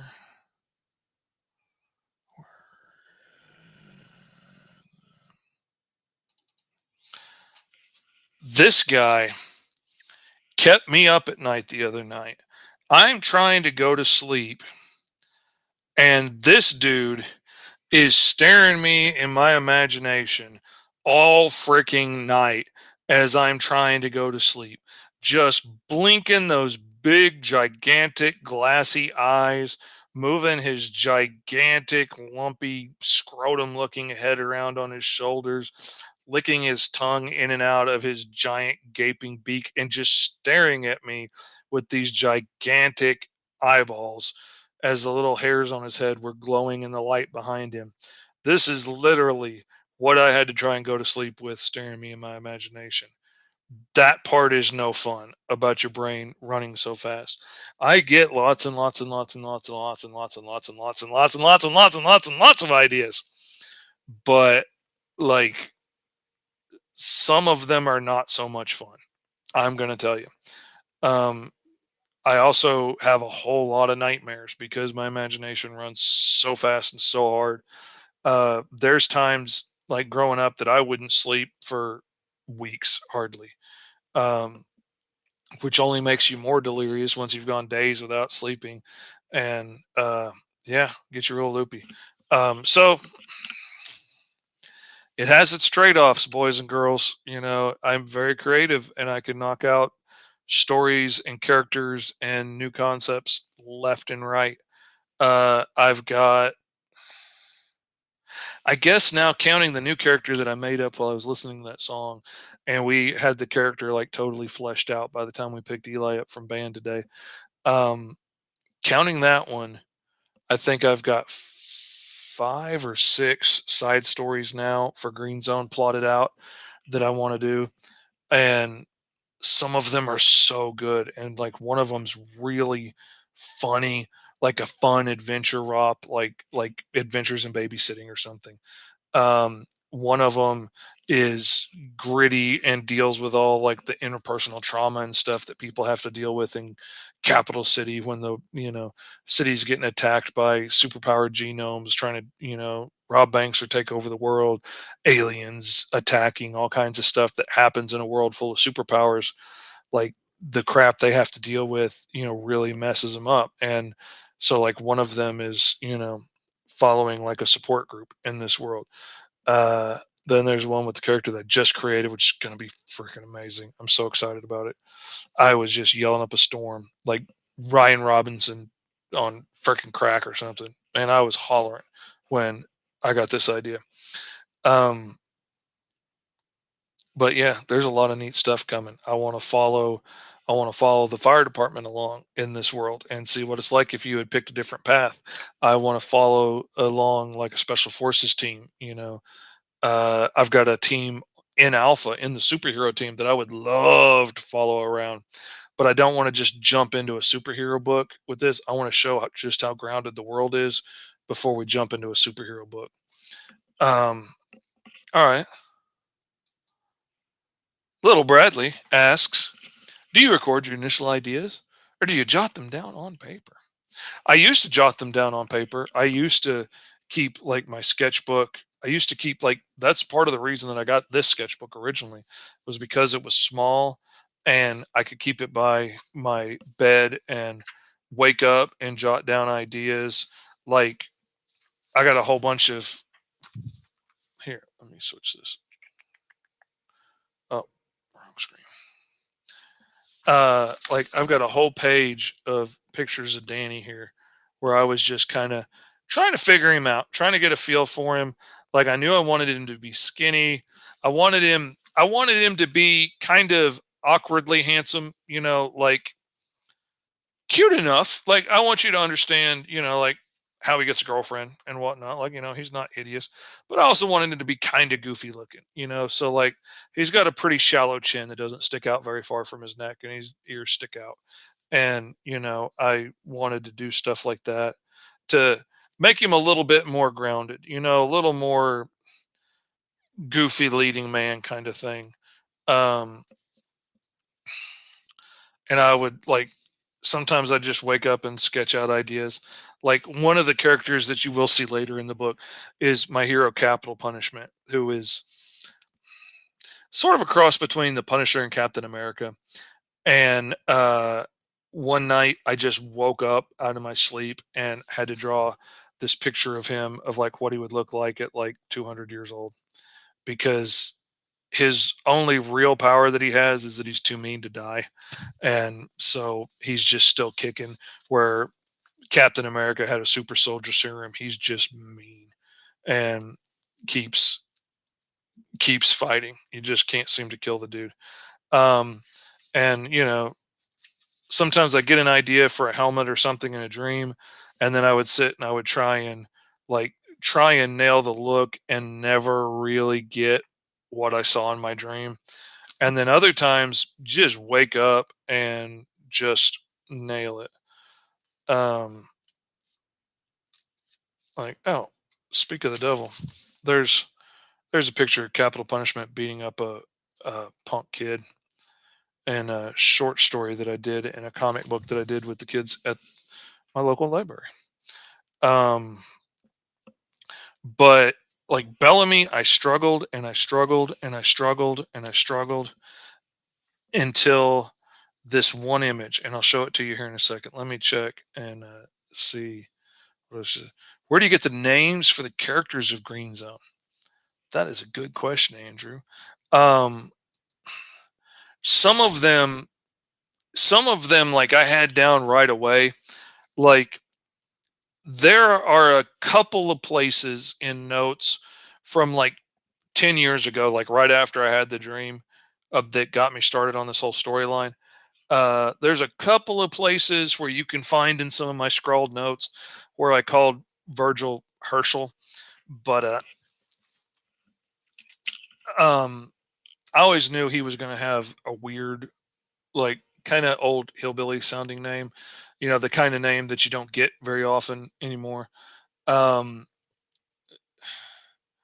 Danny Kim originally was like a Puerto Rican kid named Ruiz, and I just up and decided to change it because I was watching an interview with a Korean actor, and and I love the dude, um, and he was talking about how there's so few roles for Korean actors, and most of the time he has to either like play like he's Chinese or he's Japanese or something, and just ignore the fact that he's not. And that stuck out to me, and I was thinking about like all the cop shows and stuff that I've watched growing up. Like, well, there's always Puerto Rican dudes in there, but there's very few. There are only a handful of like Korean characters in there. So I decided to change it. That wasn't him being a minority was important. Him, which one it was not as important. And after I changed him, well, I had to change his dad, and then I fell in love with his dad.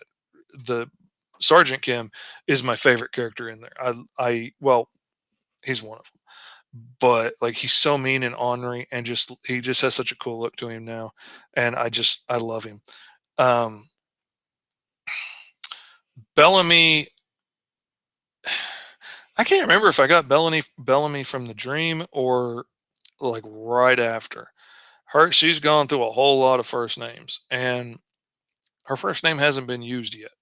And eh, that there's a story behind it, but I can't give too much away. Um, Interestingly enough, uh, I don't know if I want to share this or not because I feel kind of bad about it. Two characters in the book that are now some of my favorite characters and have very deep stories that are going to go a long way. And there's a whole lot of stories that are going to focus on these two characters. Um, and oh, they've got so much like backstory and stuff now to them. Like they are as fleshed out as anybody else. We're literally stuck in the book at the last minute, and I ended up switching their names in like a last minute edit because the more I was looking at it, I was just like, that name doesn't fit right. So I changed it. And that is, let me see. I'll try and find a picture of them and pull it up here. Uh, if anybody has been watching and paying attention and seeing more of the book and the storyline and me talk about the characters, you probably already know which two characters. Andrew, I guarantee you, probably knows which two characters, and their names are very similar to each other. And I feel bad that I didn't have more thought put into them, but I needed them for specific reasons in the book. I needed them to fill specific roles. And so I put them in for that. And since then, I have fleshed them out into such deep characters that, like book two starts with one of them. Um, okay, let's see. Green Zone 1, colors, letters. Um, oh, where are they?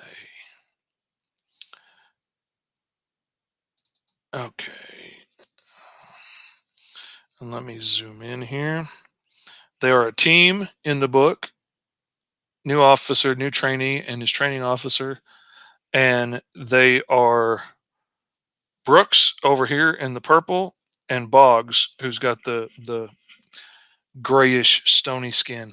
And I absolutely, up until like the near the end of the Kickstarter, their names were reversed, and I feel bad about that.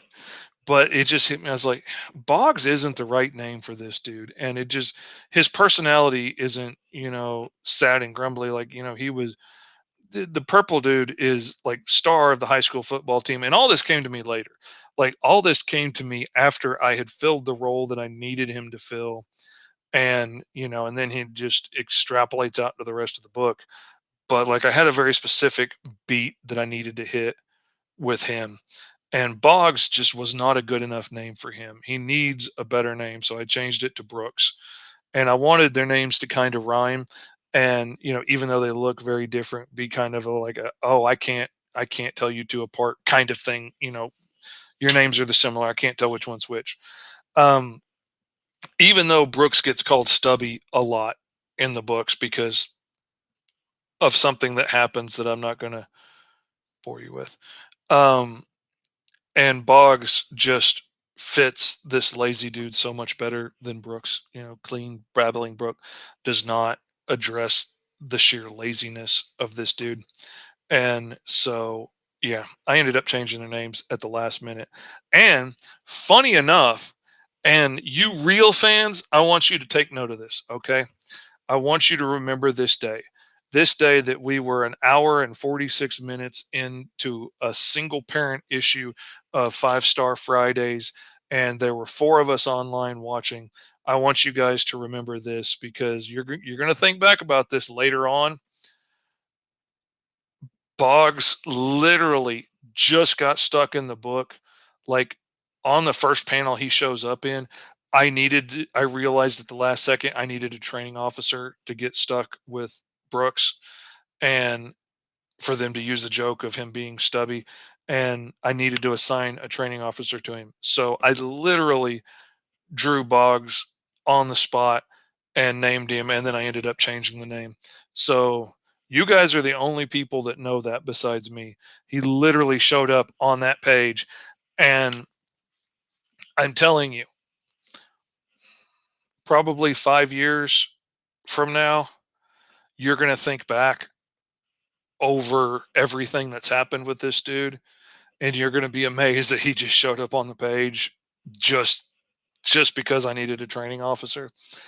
But that's my problem with Green Zone. I can't put anything in here without thinking it all the way through and without giving it a reason and having it make sense, and why is it this way. And um once I stuck him in there, suddenly he became a really great character to fill a whole lot of roles, and yeah, he gives me a whole lot of great comedic stuff to work with because he's slow and he's stupid and he's lazy, and absolutely fills a great role there.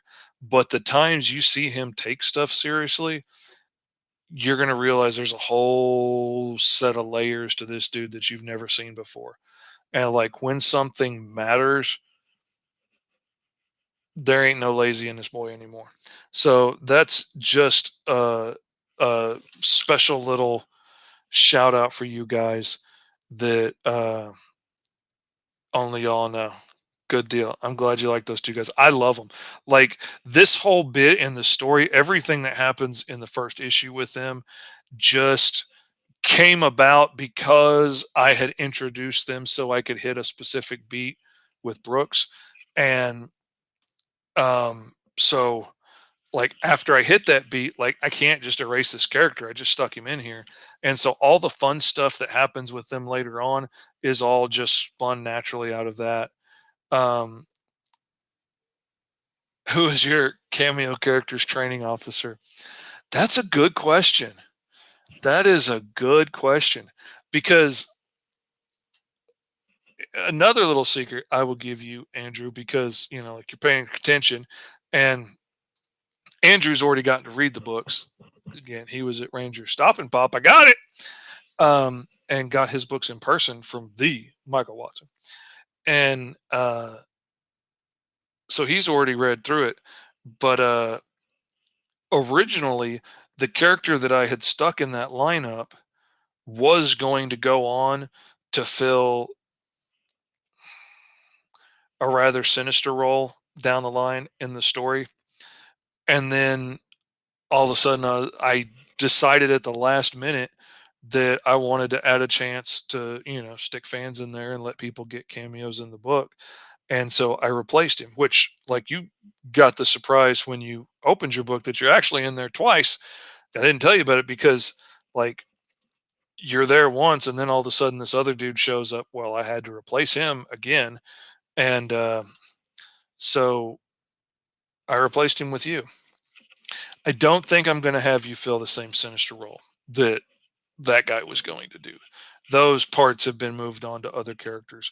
And I still have a lot of other characters that I got to introduce. Like, there's not just, you know, 6 people working at this police station, even though that's about all we've met so far. But there's a lot of stuff happens in book 2 and book 3 very quickly going into book 4. And, you know, I'm gonna tell you, we don't know if some characters are gonna live or die. Like, big stuff is happening. I still haven't 100% decided if I'm gonna kill off this particular character in book 4 or not. I don't. I'm torn. I don't want to, because there's a lot of meat on those bones. There's a lot of great storytelling opportunities, but at the same time, ooh, it would hurt to lose this character so quickly and show that the stakes are real and that things matter and people die. So I'm torn. Man, there's some good juicy stuff that I want to do. So I don't know. I could always put that onto another character. I can always introduce a dozen more characters because there's a whole lot of other people in these books. Um, Speaking of introducing characters and whatnot, for those that have been fans of Young Fishy's um, TikTok, that's what it is, have been fans of my TikTok account and have been following and watching me like roll up characters and stuff, there are characters that you're going to see in issue 2 or 3, like this character here that I randomly rolled up as a character on my TikTok, and I got like heightened senses and like sound manipulation, I think, and forearms and a bunch of random things. And I ended up coming up with this four-armed character, and I've changed her a little bit since I did the TikTok, and now I have evolved her into like a sound bender, if you will. Like, she can take ambient sounds and control them and move them and throw them back at you and amplify them.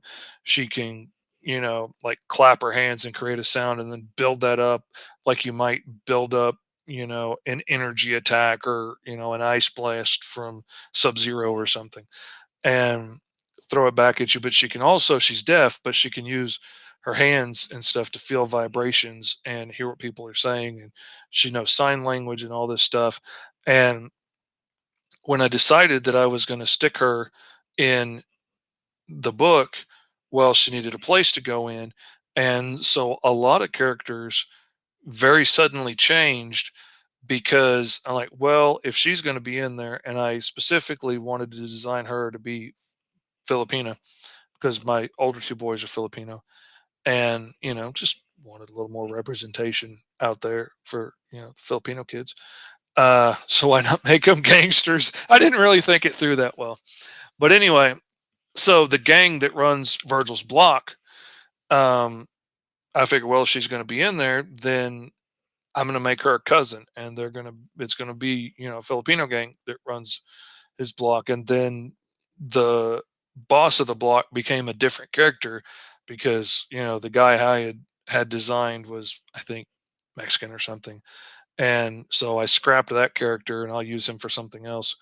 And brought in a character from like a space opera story I was working on and had just sketched out once, but I loved him. And now her cousin Carlos has evolved into one of my absolute favorite characters in Green Zone.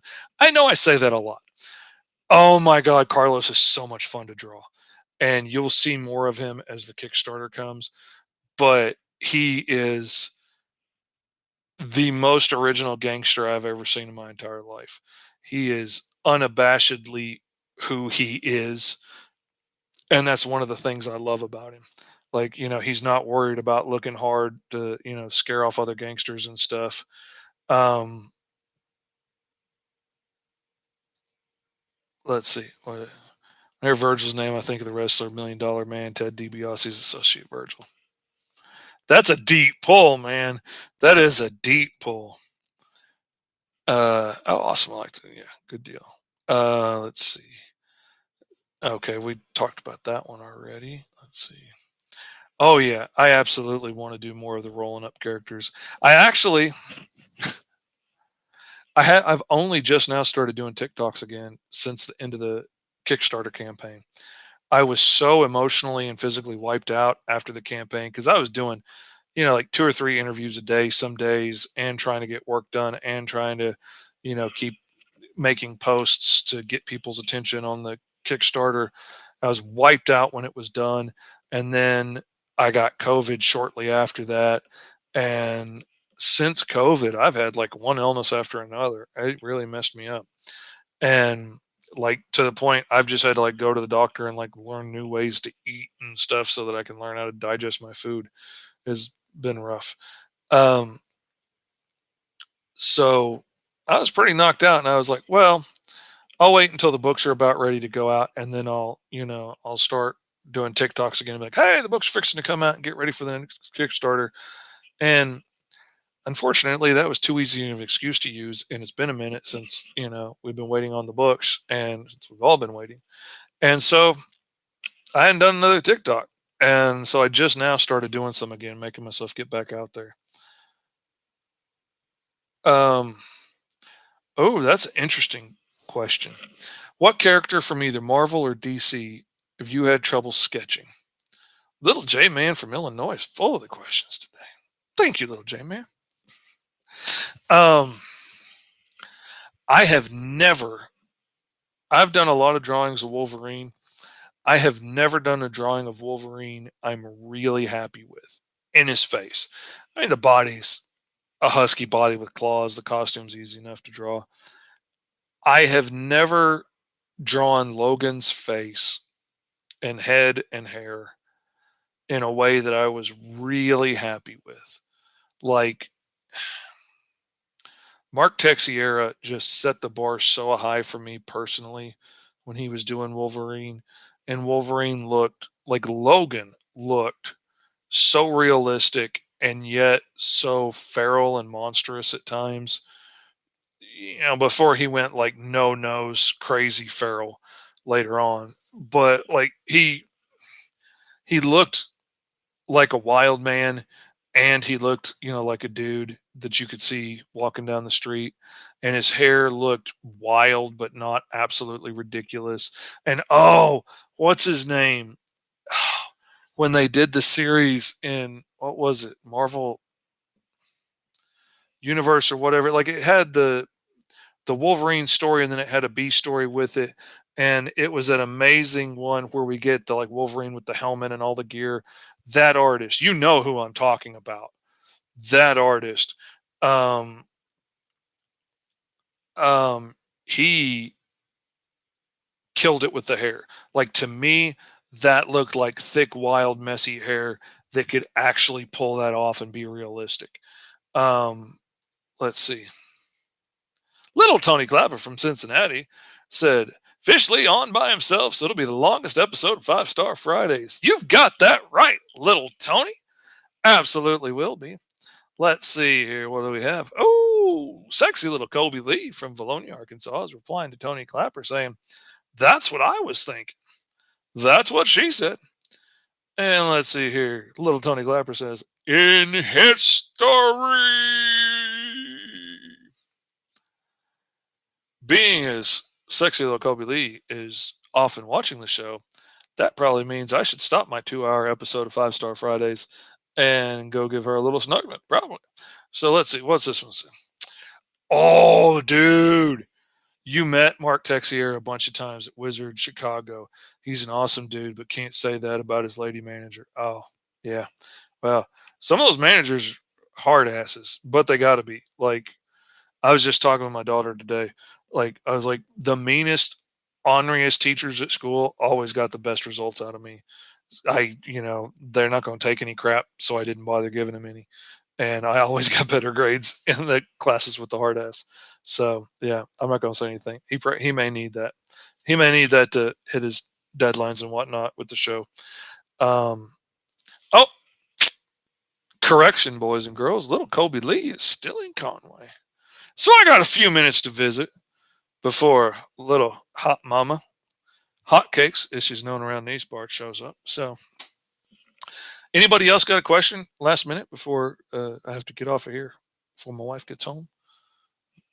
Put a little focus where focus is due. Keep the first things, all that.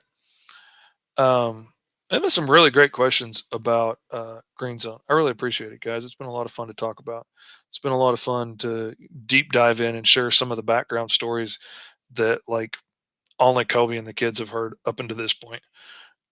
Like switching Brooks and Boggs names at the last minute. The fact that Brooks literally did not exist until I had to draw a training officer and I wanted him to have a stupid expression on his face. And so, boom, he is what he is now with his big teeth sticking out and everything because I wanted a goofy look. Um, let's see. Oh, little Andrew has a question. Have you ever made a hero character for Green Zone with someone from your family? That, young man, is a funny story because a lot of the heroes that you will see in the background of Green Zone, like there are going to be events in Green Zone where like, monsters attack the city and the superheroes from Alpha come out to fight it. And our cops are going to be doing what cops do, and they're going to be doing cleanup and crowd control and stuff like that. Um, Trying not to get killed, trying to keep people from getting killed, trying to rescue people from cars that got squished by aliens, things like that. So a lot of the characters that you're going to see in the background there are actually my family and friends and me from a role playing game that I've been running for like 30 years. I've been running it since junior high. And it's a superhero role playing game. It's like a homebrew knockoff of Heroes Unlimited. I took the parts I liked from Heroes Unlimited and DC Heroes and scrapped everything else and got rid of almost all the stats except for the ones you need for your character. And, like if you're not a super genius, I don't care what your IQ is, unless you're like really stupid for some reason. If you're a super genius, then here's a bonus for your rolls when you use your intellect. If you're not, I don't care what your intelligence is. If you're an acrobat, then here's a bonus for your rolls when you try and do acrobatic things. If you're not an acrobat, I don't care what your dexterity is. I could care less. It doesn't really matter. So my game's very stripped down, very bare bones, very easy for anybody to pick up. And so you also got to be able to trust your game master. So that's part of it. But my kids have grown up playing this game their whole lives. It's how they learn to read and write, how they learn to do math. My son learned to count to 20 on a 20-sided dice. So a lot of those characters, like Goliath and I'm not sure. We're gonna have to change his name. There's an Archer character that is absolutely my son Marcus's character, but he called him Red Arrow, and I can't really call him that. So I didn't care if he ripped off a name. I can't do that in the book. There's characters from some of my best friends that that are adults that played with us that are going to be in there. aliens, cyborgs, robots, genomes, all kinds of things. And it's really a wild mix of characters. And all of them come straight out of the game that I've been running with my kids for years. A few of them go back even further than that. Like some of the characters that were like my friends' players' characters in high school ended up becoming NPCs later in the game, like there's these cyborg bats. I'll tell you about these guys. Um, a friend of mine wanted to play this giant cyborg bat, and so we made him a giant cyborg bat. Had vibro blades that came out of the back of his hand, lasers and stuff. Got his eye shot out. Got it replaced with a laser eye. All this stuff, and it's super cool. And I loved that character so much that after those guys were gone and I never saw them again, blah blah blah. Now my kids are playing the same game in a different form. Um, he became a background character. And I was building some winged heroes, and they're called the Hawks, like HAWC, and they're these like super silent ninja type cyborg winged dudes that just like you know special forces guys. They got cybernetic attachments to have wings and be badasses. And I decided I was going to stick these two bats on the team, these two cybernetic bats. One of them can speak, the other can't, because of all the injuries that my buddy suffered over the years. He couldn't talk by the end of the game. So that one's his character. And they're the bats, BATZ, I think, or S or whatever. And they were from a former team at Alpha that got killed, and these are the only two guys left. So they got rolled over into the Hawks team, and the Hawks don't really like them because they're mutant animals, and these guys are all human soldiers that are cyborgs now, but they consider themselves elite because there's a big rift between cyborgs and genomes, and it's a whole thing that's going to happen later on. You'll find out. And so there's this rift between them, and they're the rough and rowdy guys that get sent in first, and no, it's a whole thing. And that all happened because of the game. So yeah, you're going to see a lot of my friends and family in there. You're actually going to see me in there too, because I'm going to be in the book at some point. Somebody asked me why hadn't I made myself as a character, and I was like, you know what? And when you see me, it's not. It's going to be something. That's all I'm going to say. Will any of the FSK crew make cameos in Green Zone? Will we see Mike or Tony? We may. We just might. There might just be a character coming up that favors an awful lot of Tony, T-Man, Mr. Five Star, the Clapback Kid, the Chat 'em Up Champion. Maybe. We've been talking about it, and I'd really like to stick him in there. Sorry I didn't get to this earlier, Lawrence James King. Hey, what's up, man? Thank you for joining. And let's see here. Would you ever try putting a character from Green Zone into a D&D game like Unlikely Hero Studios' The Sundering? I would kind of love to do like a module or something for a gaming system that you could pick up and play and use like the Green Zone characters and build stats for them and stuff for that. I'm not 100% sure if I would want to do D&D or not. Like, I don't know. I might want to do Roll20 or something. It would have to be something that's real easy to learn and real easy to pick up, because like my game has never been super rule heavy. Like if you're a rules lawyer, my game is not the game for you. If you want to argue about, well, in the third edition in the Game Master's Guide, second printing on page 352, paragraph 6, it says, well, no, that was a typo, and it was redacted in the next printing. Well, but it was in this. No, this is not the game for you. Well, in Dragon Magazine, 1985 November issue, it said, no, this ain't your game. I play fast. We go to play fast and have fun. If you want to try something weird, I look at your character, the skill set your character has, how hard is the thing you want to try? I give you a number and you roll for it. And because we've built up trust, they can trust me that I'm being fair with that number and I'm not being ridiculous. If it's a really high number to hit it, that's because you're asking for a really hard thing to do that your character doesn't do. You know, if your character is, a ninja and you're a master of all ancient weaponry and silence and the mystic arts, and you want to hack into a computer and you've only seen computers before, like in movies, and now you want to try and hack into one, yeah, you're gonna have to get a 19 or 20 to hack that sucker. Sorry, that's just tough. If if you're a teenage kid that has spent your whole life online in a computer chat room talking to people and stuff and never exercised a day in your life, maybe you only need to get a 10 or better, because you've spent enough time on computers that you can know ways to figure stuff out. If you're a super hacker, then yeah, you roll a 5 or better. You got it. But it depends on the character and it depends on who you are. And and I love it when characters and players try and use their powers in weird ways and try and come up with new things.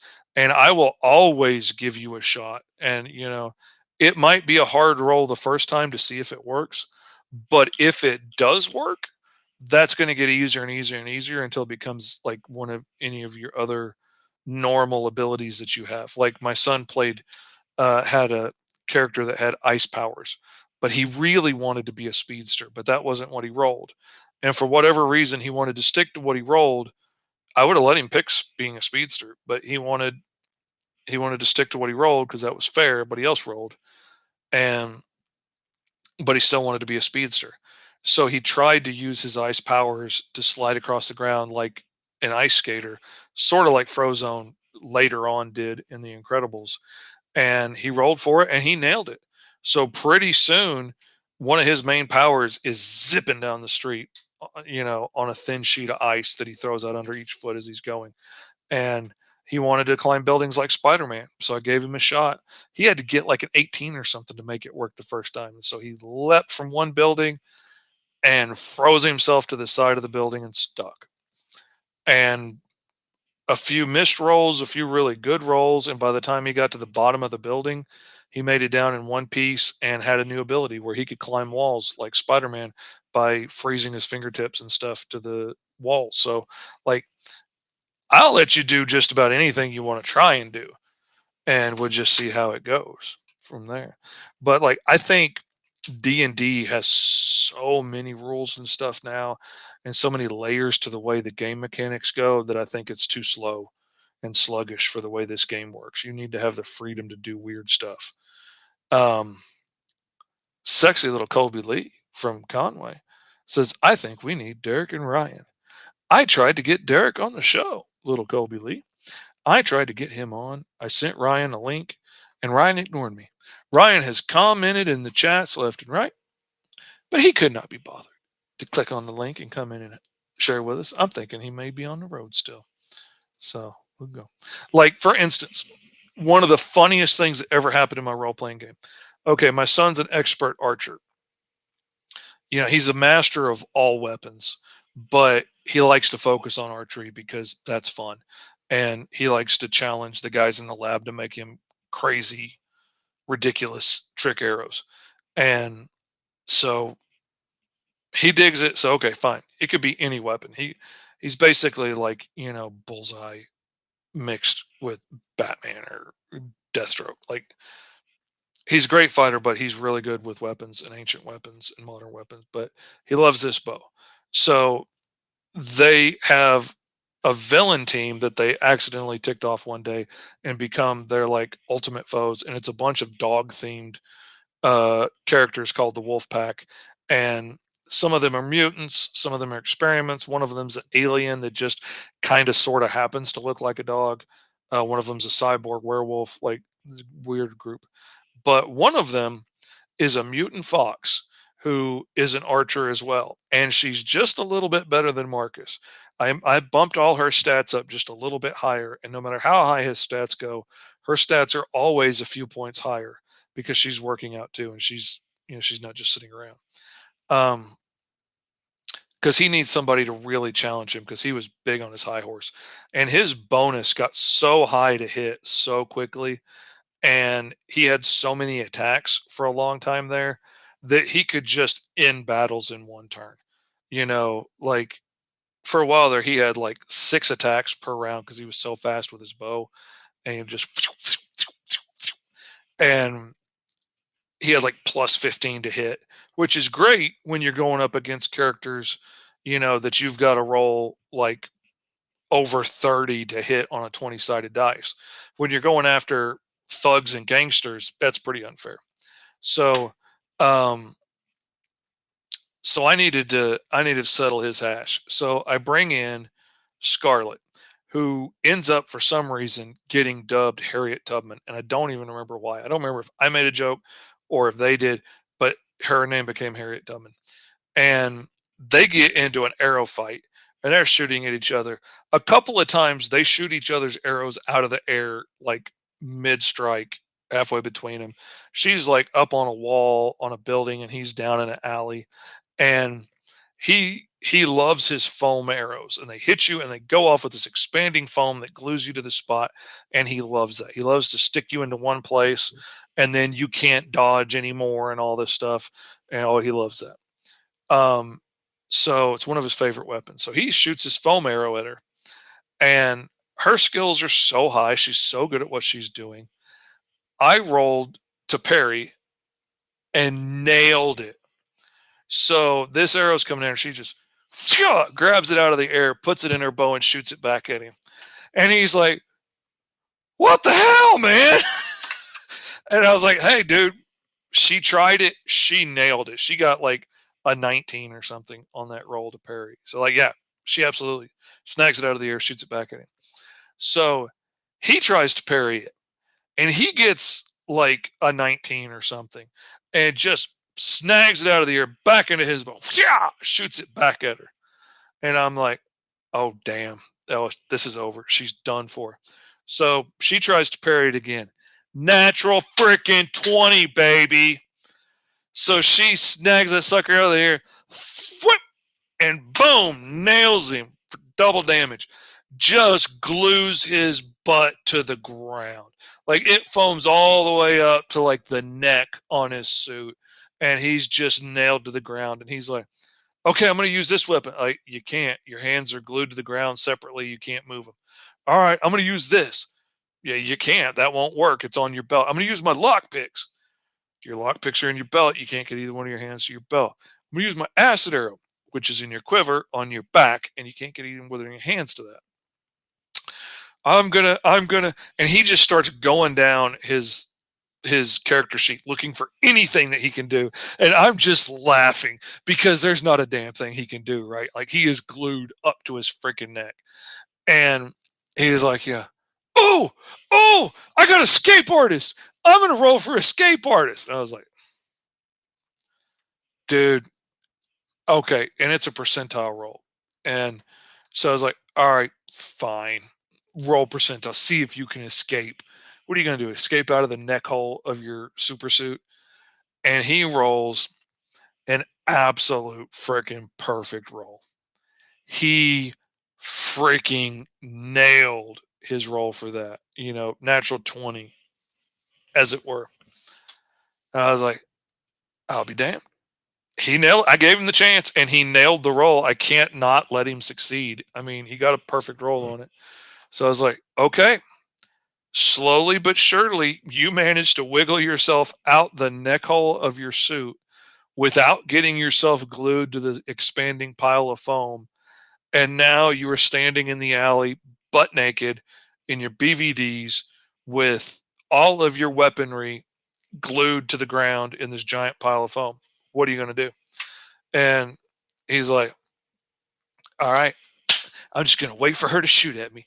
So the whole freaking fight after this point becomes her shooting at him, and him either dodging or snagging the arrows out of the air and throwing them back at her, because like I said, he's a master of weapons.